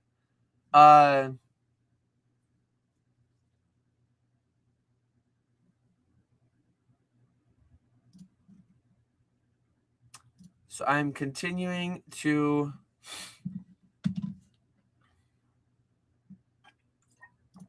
saying that CGC has horrible liquidity. My CGC, I have 100% sell through in 10 days. 100% sell through in 10 days. CGC auction on Fanatics. Context matters. Some of the biggest individual operations I know in the space are only CGC slabs, or vast majority CGC slabs, mine included. I do several 7 figures in CGC slabs. So like you're just saying words. Maybe the shows that you go to, maybe the specific booths that you look at, they're there. They're transacting at a high level. Maybe the ratio is pristine to gem and gem to gem, like whatever. But there's a lot of market cap. There's a lot of market movement in CGC. 1 Mountain Dew and like 3 Cokes today. I've been bad. I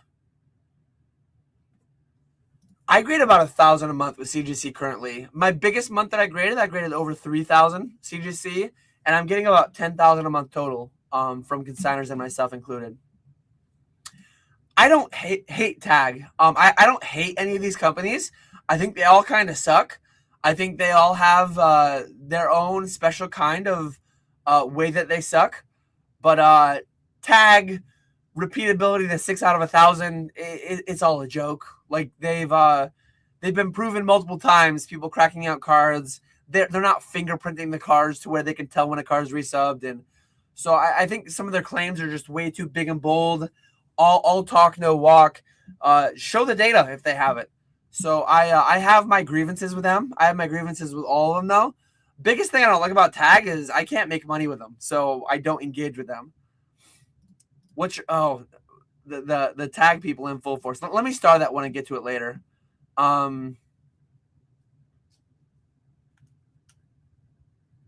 If you want to do CGC Fanatics, you're giving me my opening.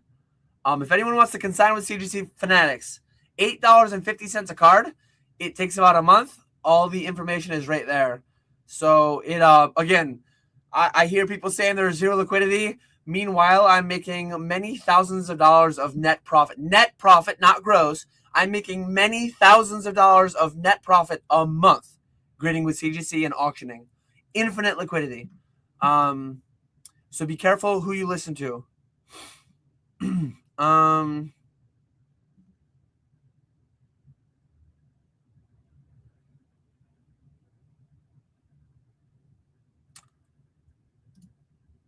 What's the difference between awaiting payments and payment in the status?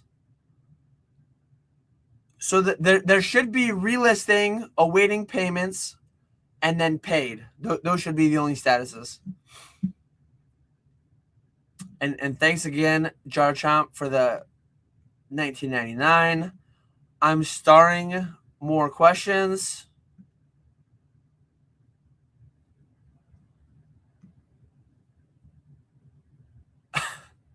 Is this a Mason Berry / XP share video stream? Can you please answer questions? I've done nothing but answer questions. I always answer every single question.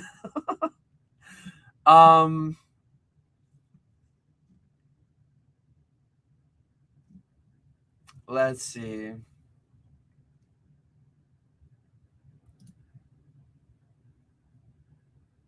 I'm proud of you for not fence sitting the majority of the live. I think I have been, but maybe I haven't been. When do you think blow off top is? I think we have a few more months till the blow off top. Will first edition Red Cheek Pikachu PSA 10 be over or under 75K in 10 years? I'm going to guess under.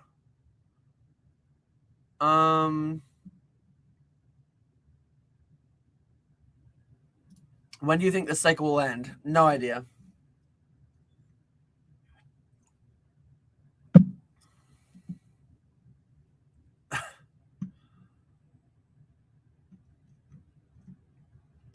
Oh, the Megazard UPC.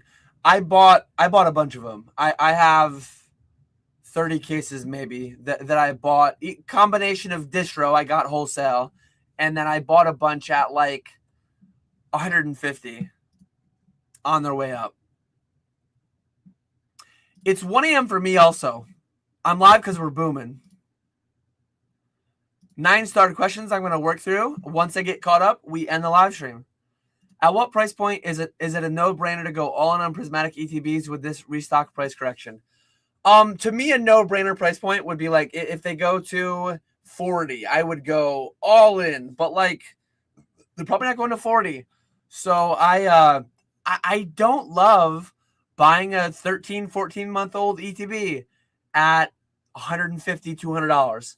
I bought some wholesale. I get them for 30 whatever dollars. I get them wholesale, and I buy them in collections on occasion. When they went down to like 90, I bought a couple cases in collection buys, and I didn't immediately flip them. I thought short term the trajectory was going to be up, so I kind of like short term did some, but yeah, I don't know. I don't go all in with anything either. I have some prismatic, I have some ascended, I have some first partner. I do a little bit of everything. I'm not like an all-in type guy. I diversify. I spread the money around.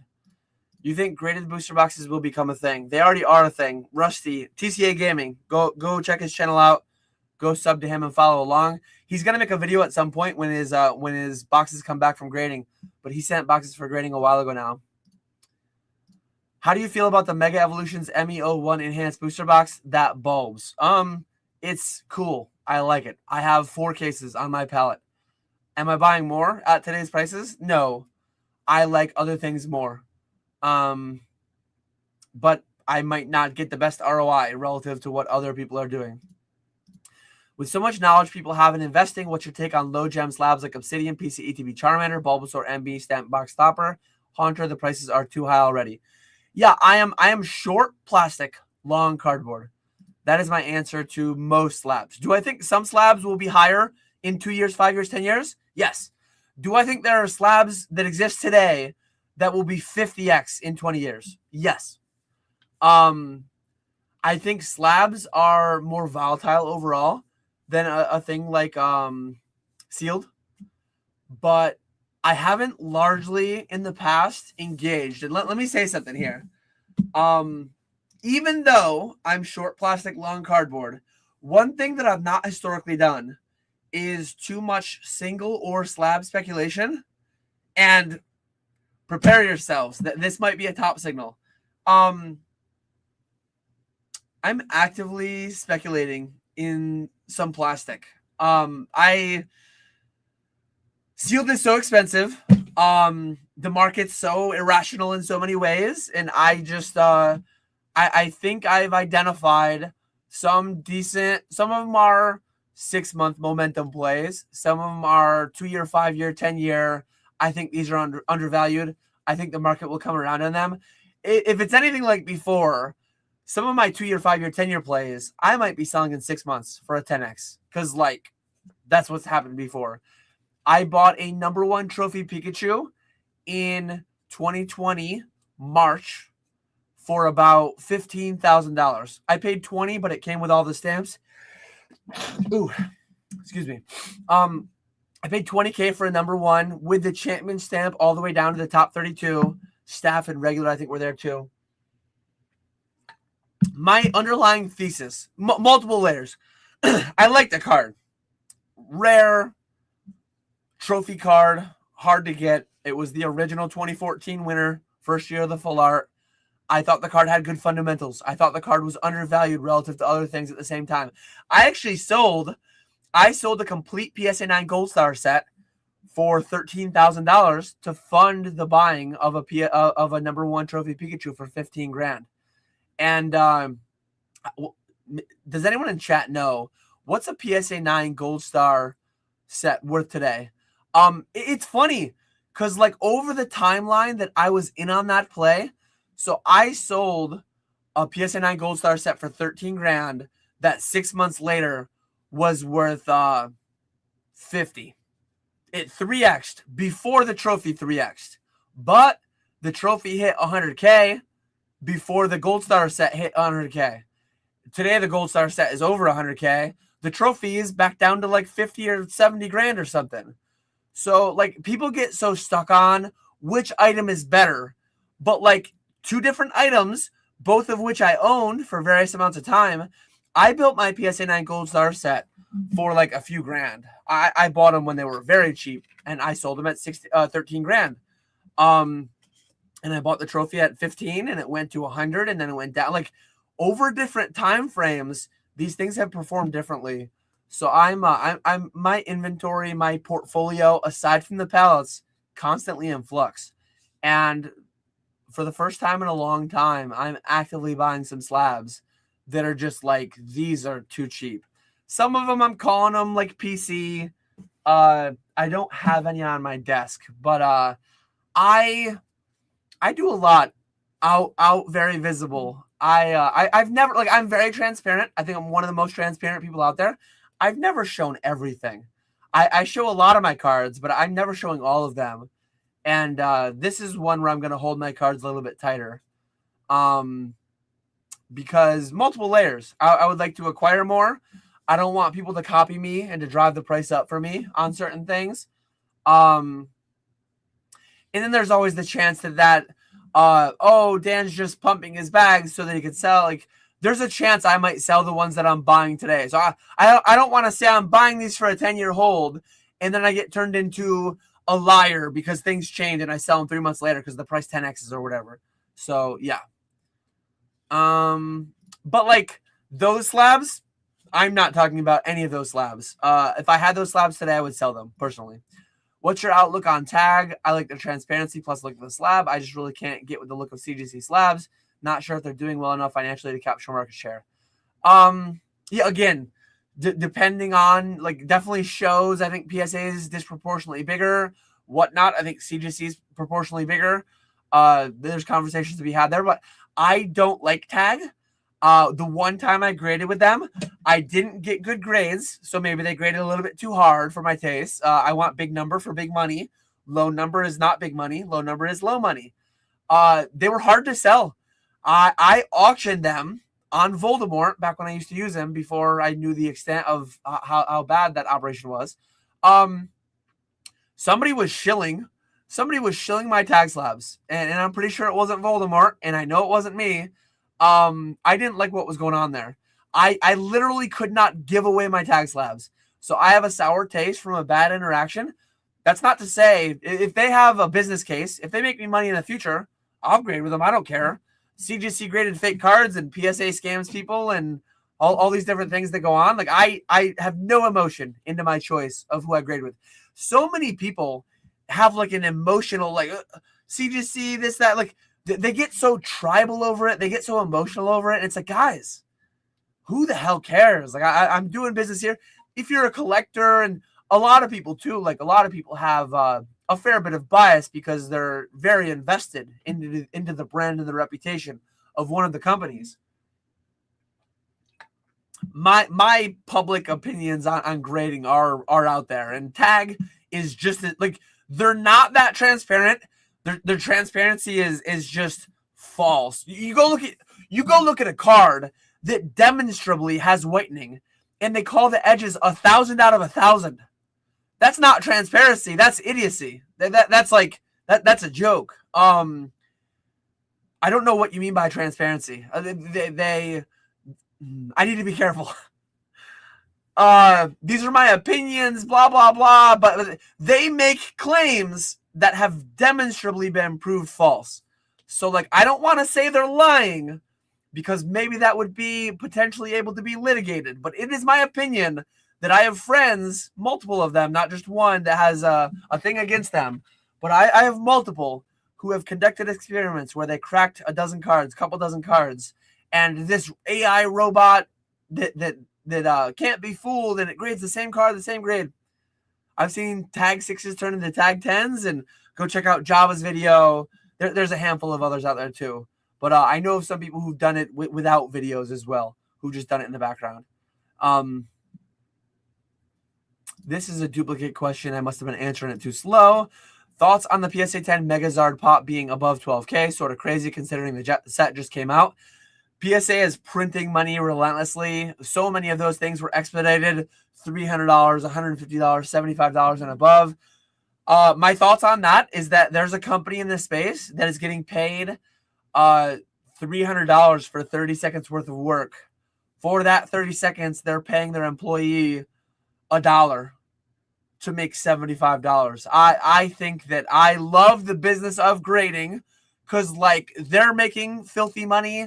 We as businesses in the space can make filthy money with it as well. For those reasons, I am short on plastic, but I am very long on cardboard, and I'm very bullish on my ability to make money using grading companies. Oh, super chat.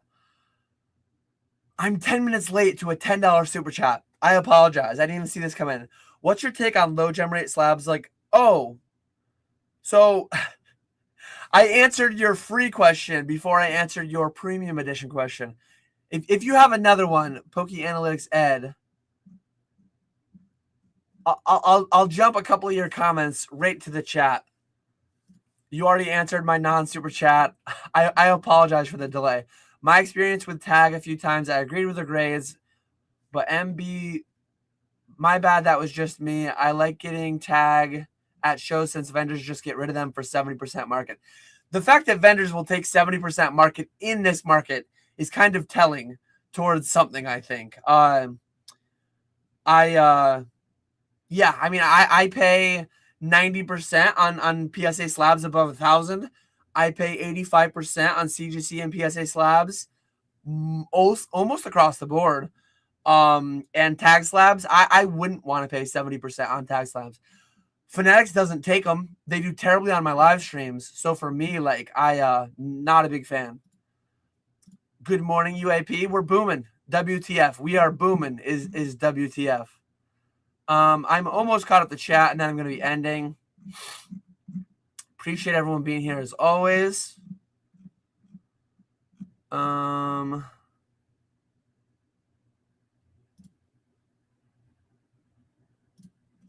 Let's see.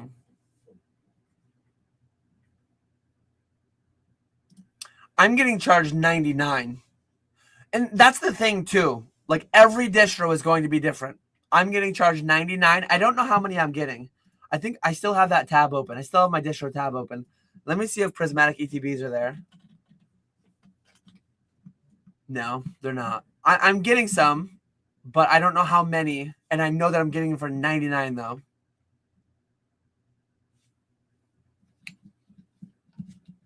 Oh, here we go.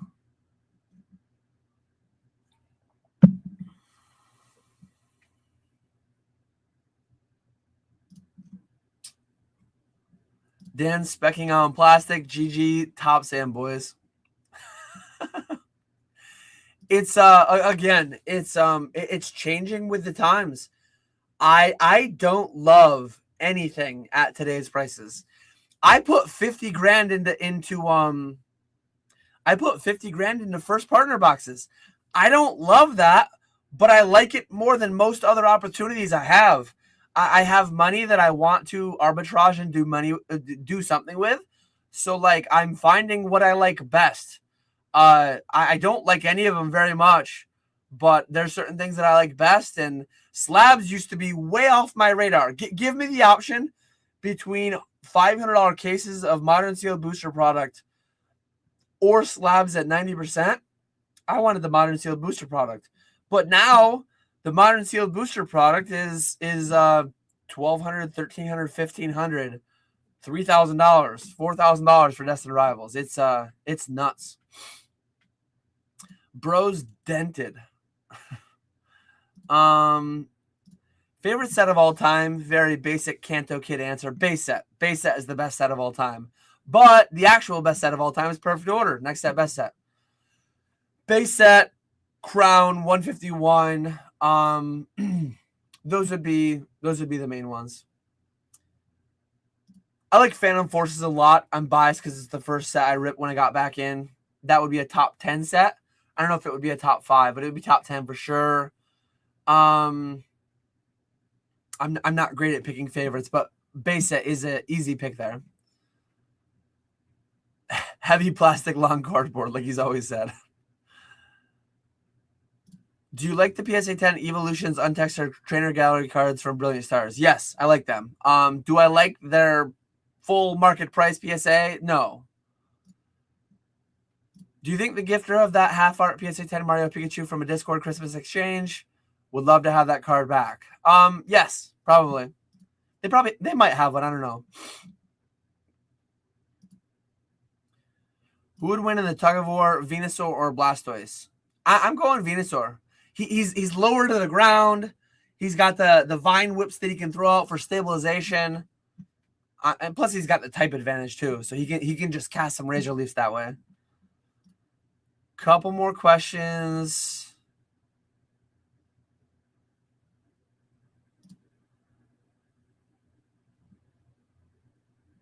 Holy, lots of questions. I'm trying to get caught up.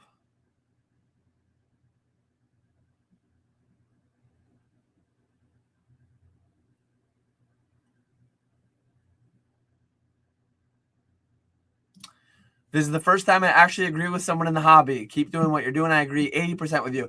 Yeah, if anyone, with me or with anyone else, if anyone ever 100% agrees with anyone, that's kind of scary. Please do not blindly follow anyone. There's a lot of people, and it's funny too, because I'll get painted as a bear. A guy like Alex will get painted as a bull. I agree with him 85% probably. Then I agree with I'm not going to name names here, but the whole MSRP, Timmy Army, Game Piece Army, whatever you call them, I probably agreed 25% with some of them. Some of them have some reasonable, rational takes, even if their overarching theme is not reasonable or rational. I think it's interesting to find where the overlap is, find where the differences in opinion are. And see, so I'm paying $99 for my Prismatic. EXP Share Video Games got them for wholesale. Got them for $30 a box. Had to buy supplies, had to buy garbage, but literally paying wholesale cost. So everyone is going to be different. I'm sure there are people paying $150. They're all over the place. And again too, I have some insider numbers from different slab operations, and I have some underlying thesis on where that might go in the next 2 to 5 years. So I'm definitely making some momentum-based plays, and there's a lot of layers to everything going on. E-reader sets are solid. Bad answer. Top Pokemon to have a beer with. I like that question. I'm going to start and I'm going to come back to it. Favorite buys right now are big variety collections at 80 to 85%. Some yes, some no. When do you start hoarding modern products? When will you start putting away a lot of Destined Rivals and Ascended Heroes just for investment?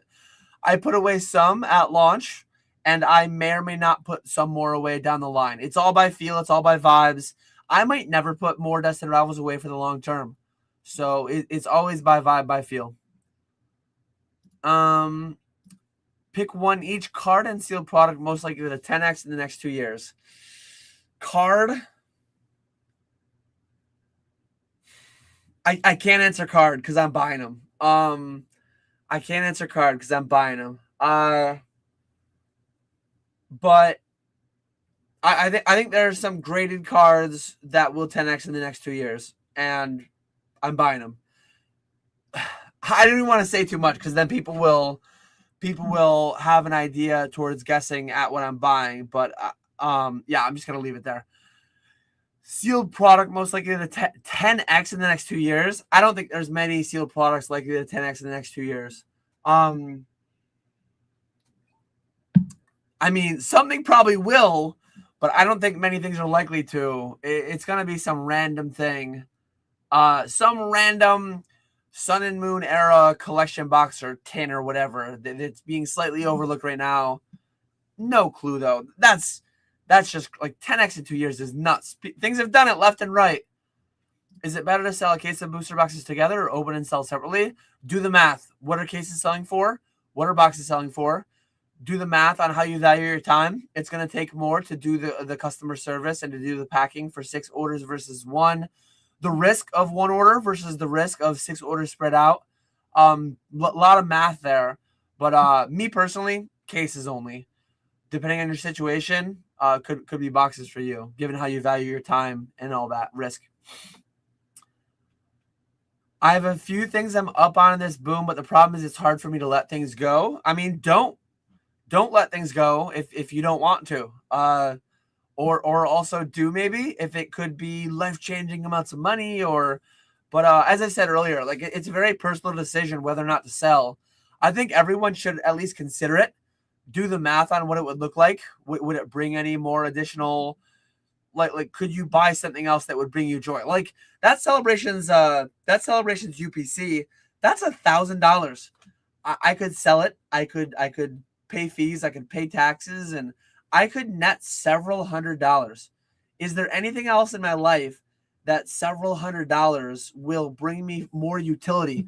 Is there some opportunity in my life that I think the growth rate of that in the future is going to be higher than that?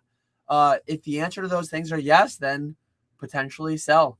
If they're no, then potentially hold, right? When will Pokemon drop the 30th anniversary McDonald's cards? I have no idea. Do you still try for the black label with BGS for your best cards or go straight to CGC? So the ones that I have in scale, I do all companies, all 3, PSA, BGS, CGC. And if I have one, it depends. What likelihood do I think it'll get a black label? I've never looked at a card and given it higher than a 10% chance at a black label, even if the card looks immaculate. I never think that I have better than a 10% chance of getting one. But if I think the EV works out to be higher through BGS, I'm going to shoot that moonshot. And if not, I'm going to go just CGC or PSA. Generations Radiant Charizard RC5 PSA 10s have been wiped off the market. Can't find them anywhere. Last I saw, they went for 1,500. Where do they go from here? Only 400 Gem 10s out of 8,000. That's one of the things that, like, I think a lot of the 10s are probably 9s in 10 cases. Crack out all 400 10s. And how many get 10s again? Crack out all 7,600 non-10s. Some amount of those get 10s the second time. Grading to me is stupid. But with that said, you might make a lot of money. I don't know. I don't care. I'm not playing in that area on that specific card. But there's probably a lot of money to be made there. There's a lot of money to be made everywhere. Tag transparency. The slabs are translucent. Oh, so maybe transparency of like the fact that you can see through the slabs. I could take it or leave it. I think all the slabs are uglier than the cards. I think every slab on the market detracts from the card. I think the most beautiful way to look at cards, and here's my childhood binder. This is a hot take. The most beautiful way to view cards is in a 3-ring binder as Arceus intended. This is the most beautiful way to present cards. All the cards that I'm holding forever and will never sell are presented in this way. I think CGC is the least ugly slab. I think BGS is the second least ugly slab, and I think PSA is the ugliest slab. Yes, I'm only ranking 3 of them. I know that a million others exist, but they're not on my radar because I don't do business with them. I just deal with the 3 that I deal with because they're They do good business for me. Again, it depends on the card. Which one can make me the most money? That's the way that I engage with it. If I'm keeping it forever, if it's PC, I'm not grading it. Where do you see the Mega Charizard SAR from Phantasmal go in the future? 6 months, 2 years, 5 years out time? Down. I could be very wrong with that. I thought the Moonbreon was going to go down, but I think that card is going to go down. If it goes up, I don't care. I'll buy and sell those cards a bunch of times in between. I'm not letting it hold me back. I have a thesis that like a lot of these cards are very overvalued. I think the Gray Felt Hat is going to go down in 5 years. I think the Moonbreon is going to go down in 5 years. I think the things that I'm buying will go up higher than they'll go up. Some items I've held have outpaced the Moonbreon. Some items I've held have lagged the Moonbreon.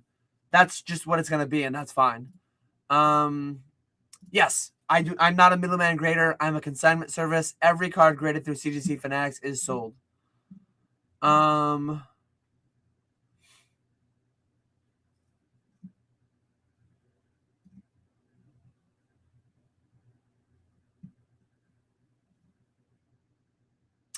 How much cash are you holding percentage-wise minus your line of credit?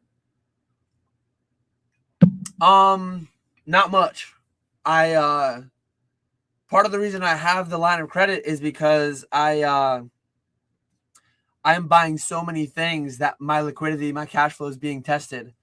Like I might have taking out what I need to pay off my credit cards that I pay off every month, taking out what I am paying the consigners tomorrow. I have less than 50 grand cash, and I have well over 7 figures of inventory. I have a very small cash percentage, and I have multiple collections in my inbox. I have 3 collections in my inbox that feel very likely that I'm going to buy them in the next month, and they're all 6 figures each independently.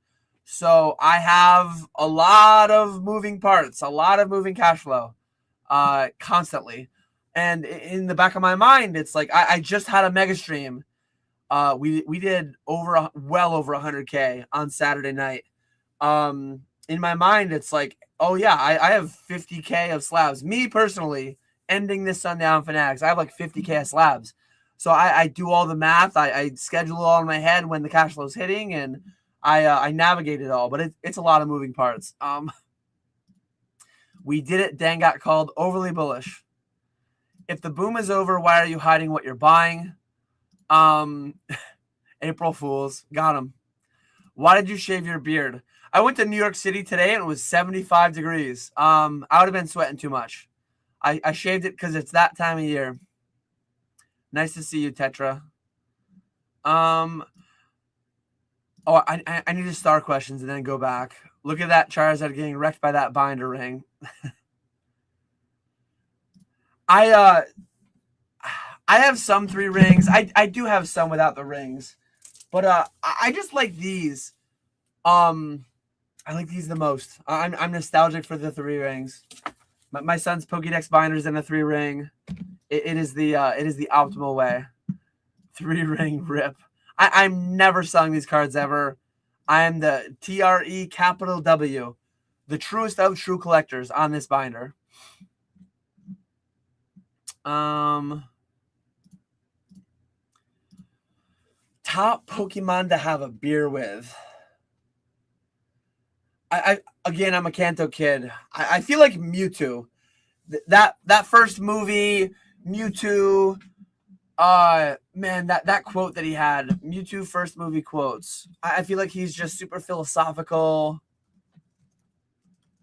He's got some banger quotes. I see now that circumstances of one's birth are irrelevant. It is what you do with the gift of life that determines who you are. I want to have a beer with Mewtwo, and I want to have some deep philosophical conversations about him having been created in a lab, and talk about the whole Mewtwo origins. And I feel like he'd be a good 4 a.m. beer conversation.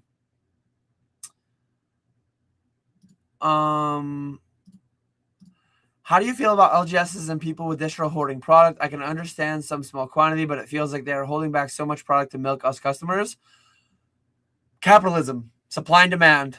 It is what it is. It's their product. They can do with it what they want as long as they're not lying, cheating, stealing, as long as they are not infringing on others' rights to life, liberty, and the pursuit of happiness. None of which buying product and holding it is that it's not violating any of the things that I don't violate and don't want others to violate. So yeah, I see no issue with it whatsoever.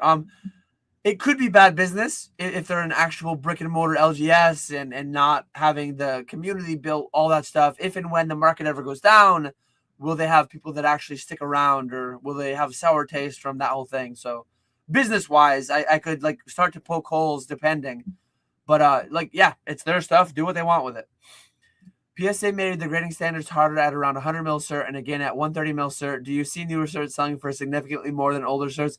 I love this so much. I love that. Like, I've been around since the 2 cert era. I remember when 2 certs were best and 0 certs were bad. I remember when 4 certs were best and 2 certs were bad. I remember when 6 certs were best and 4 certs were bad. I remember when 8 certs and 10 certs and 12 certs and 14 certs. I don't know if this is a meme, but I love this so much because, like, I actually have a video planned. Here's one thing. Like, I need to be careful here. I'm going to get in trouble.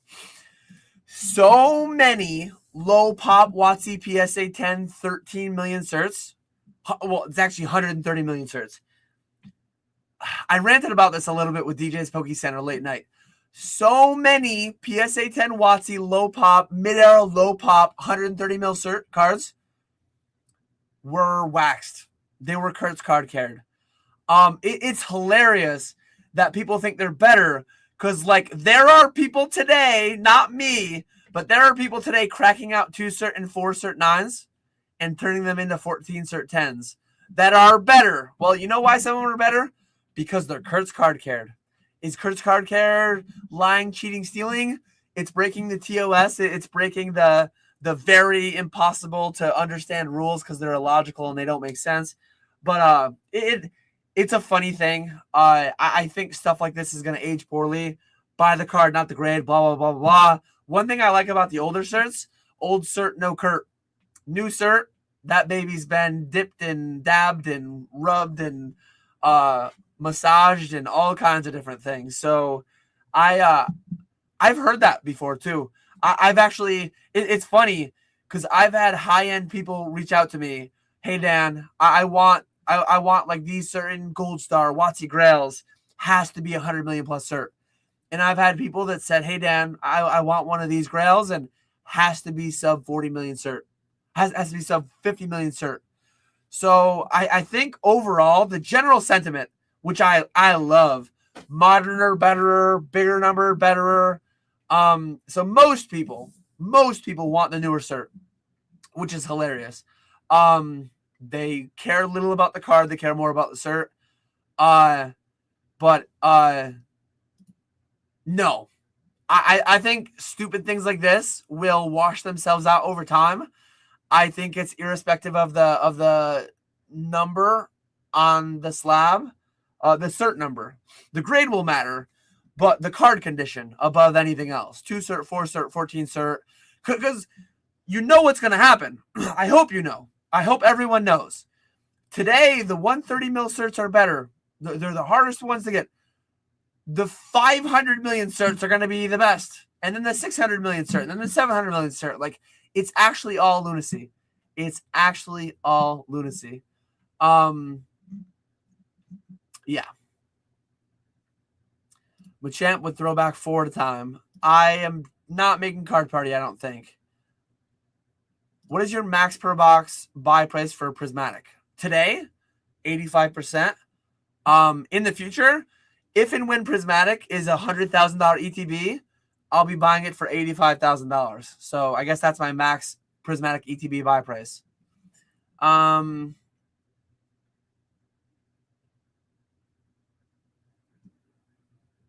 The red 4-slot binder with Pikachu in the front. Yeah, and then there's the blue one with Charmander. And isn't it there's like a yellow one with Bulbasaur too, I think. Those are some of like the OG binders. Did Squirtle have one?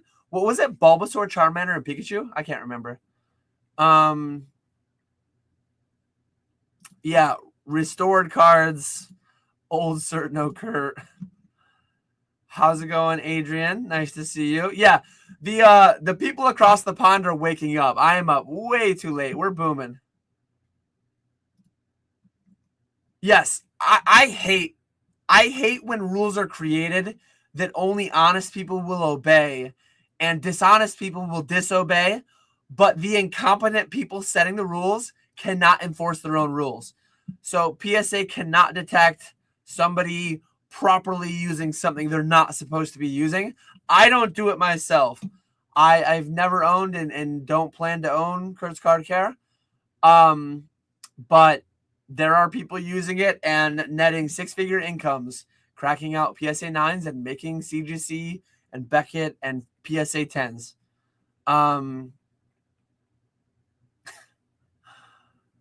Let's see. Still streaming. Yes, I'm almost done. What's your Oreo box worth in the boom now? That is sealed. I know what I have. DM me offers if you're interested. With that, I have finally made it to the end of chat. It is 1:42 a.m. Eastern time. I've been live. It's only been 2 hours and 11 minutes. That's not that long. As always, I appreciate everyone watching. Feel free to reach out if you want to consign, if you want to consult, if you want to join the Patreon. The link's down in the description below. If you want to sell packs to me, my hot buy list goes up every Monday. All of the good things. Yeah, UAP, I will be chatting with you shortly after I wake up tomorrow. Yeah, tomorrow, I guess. Tomorrow for me, because yeah, it's April 2nd, so on April 3rd. But yeah, thanks everyone. I appreciate you all watching. I will catch you all later.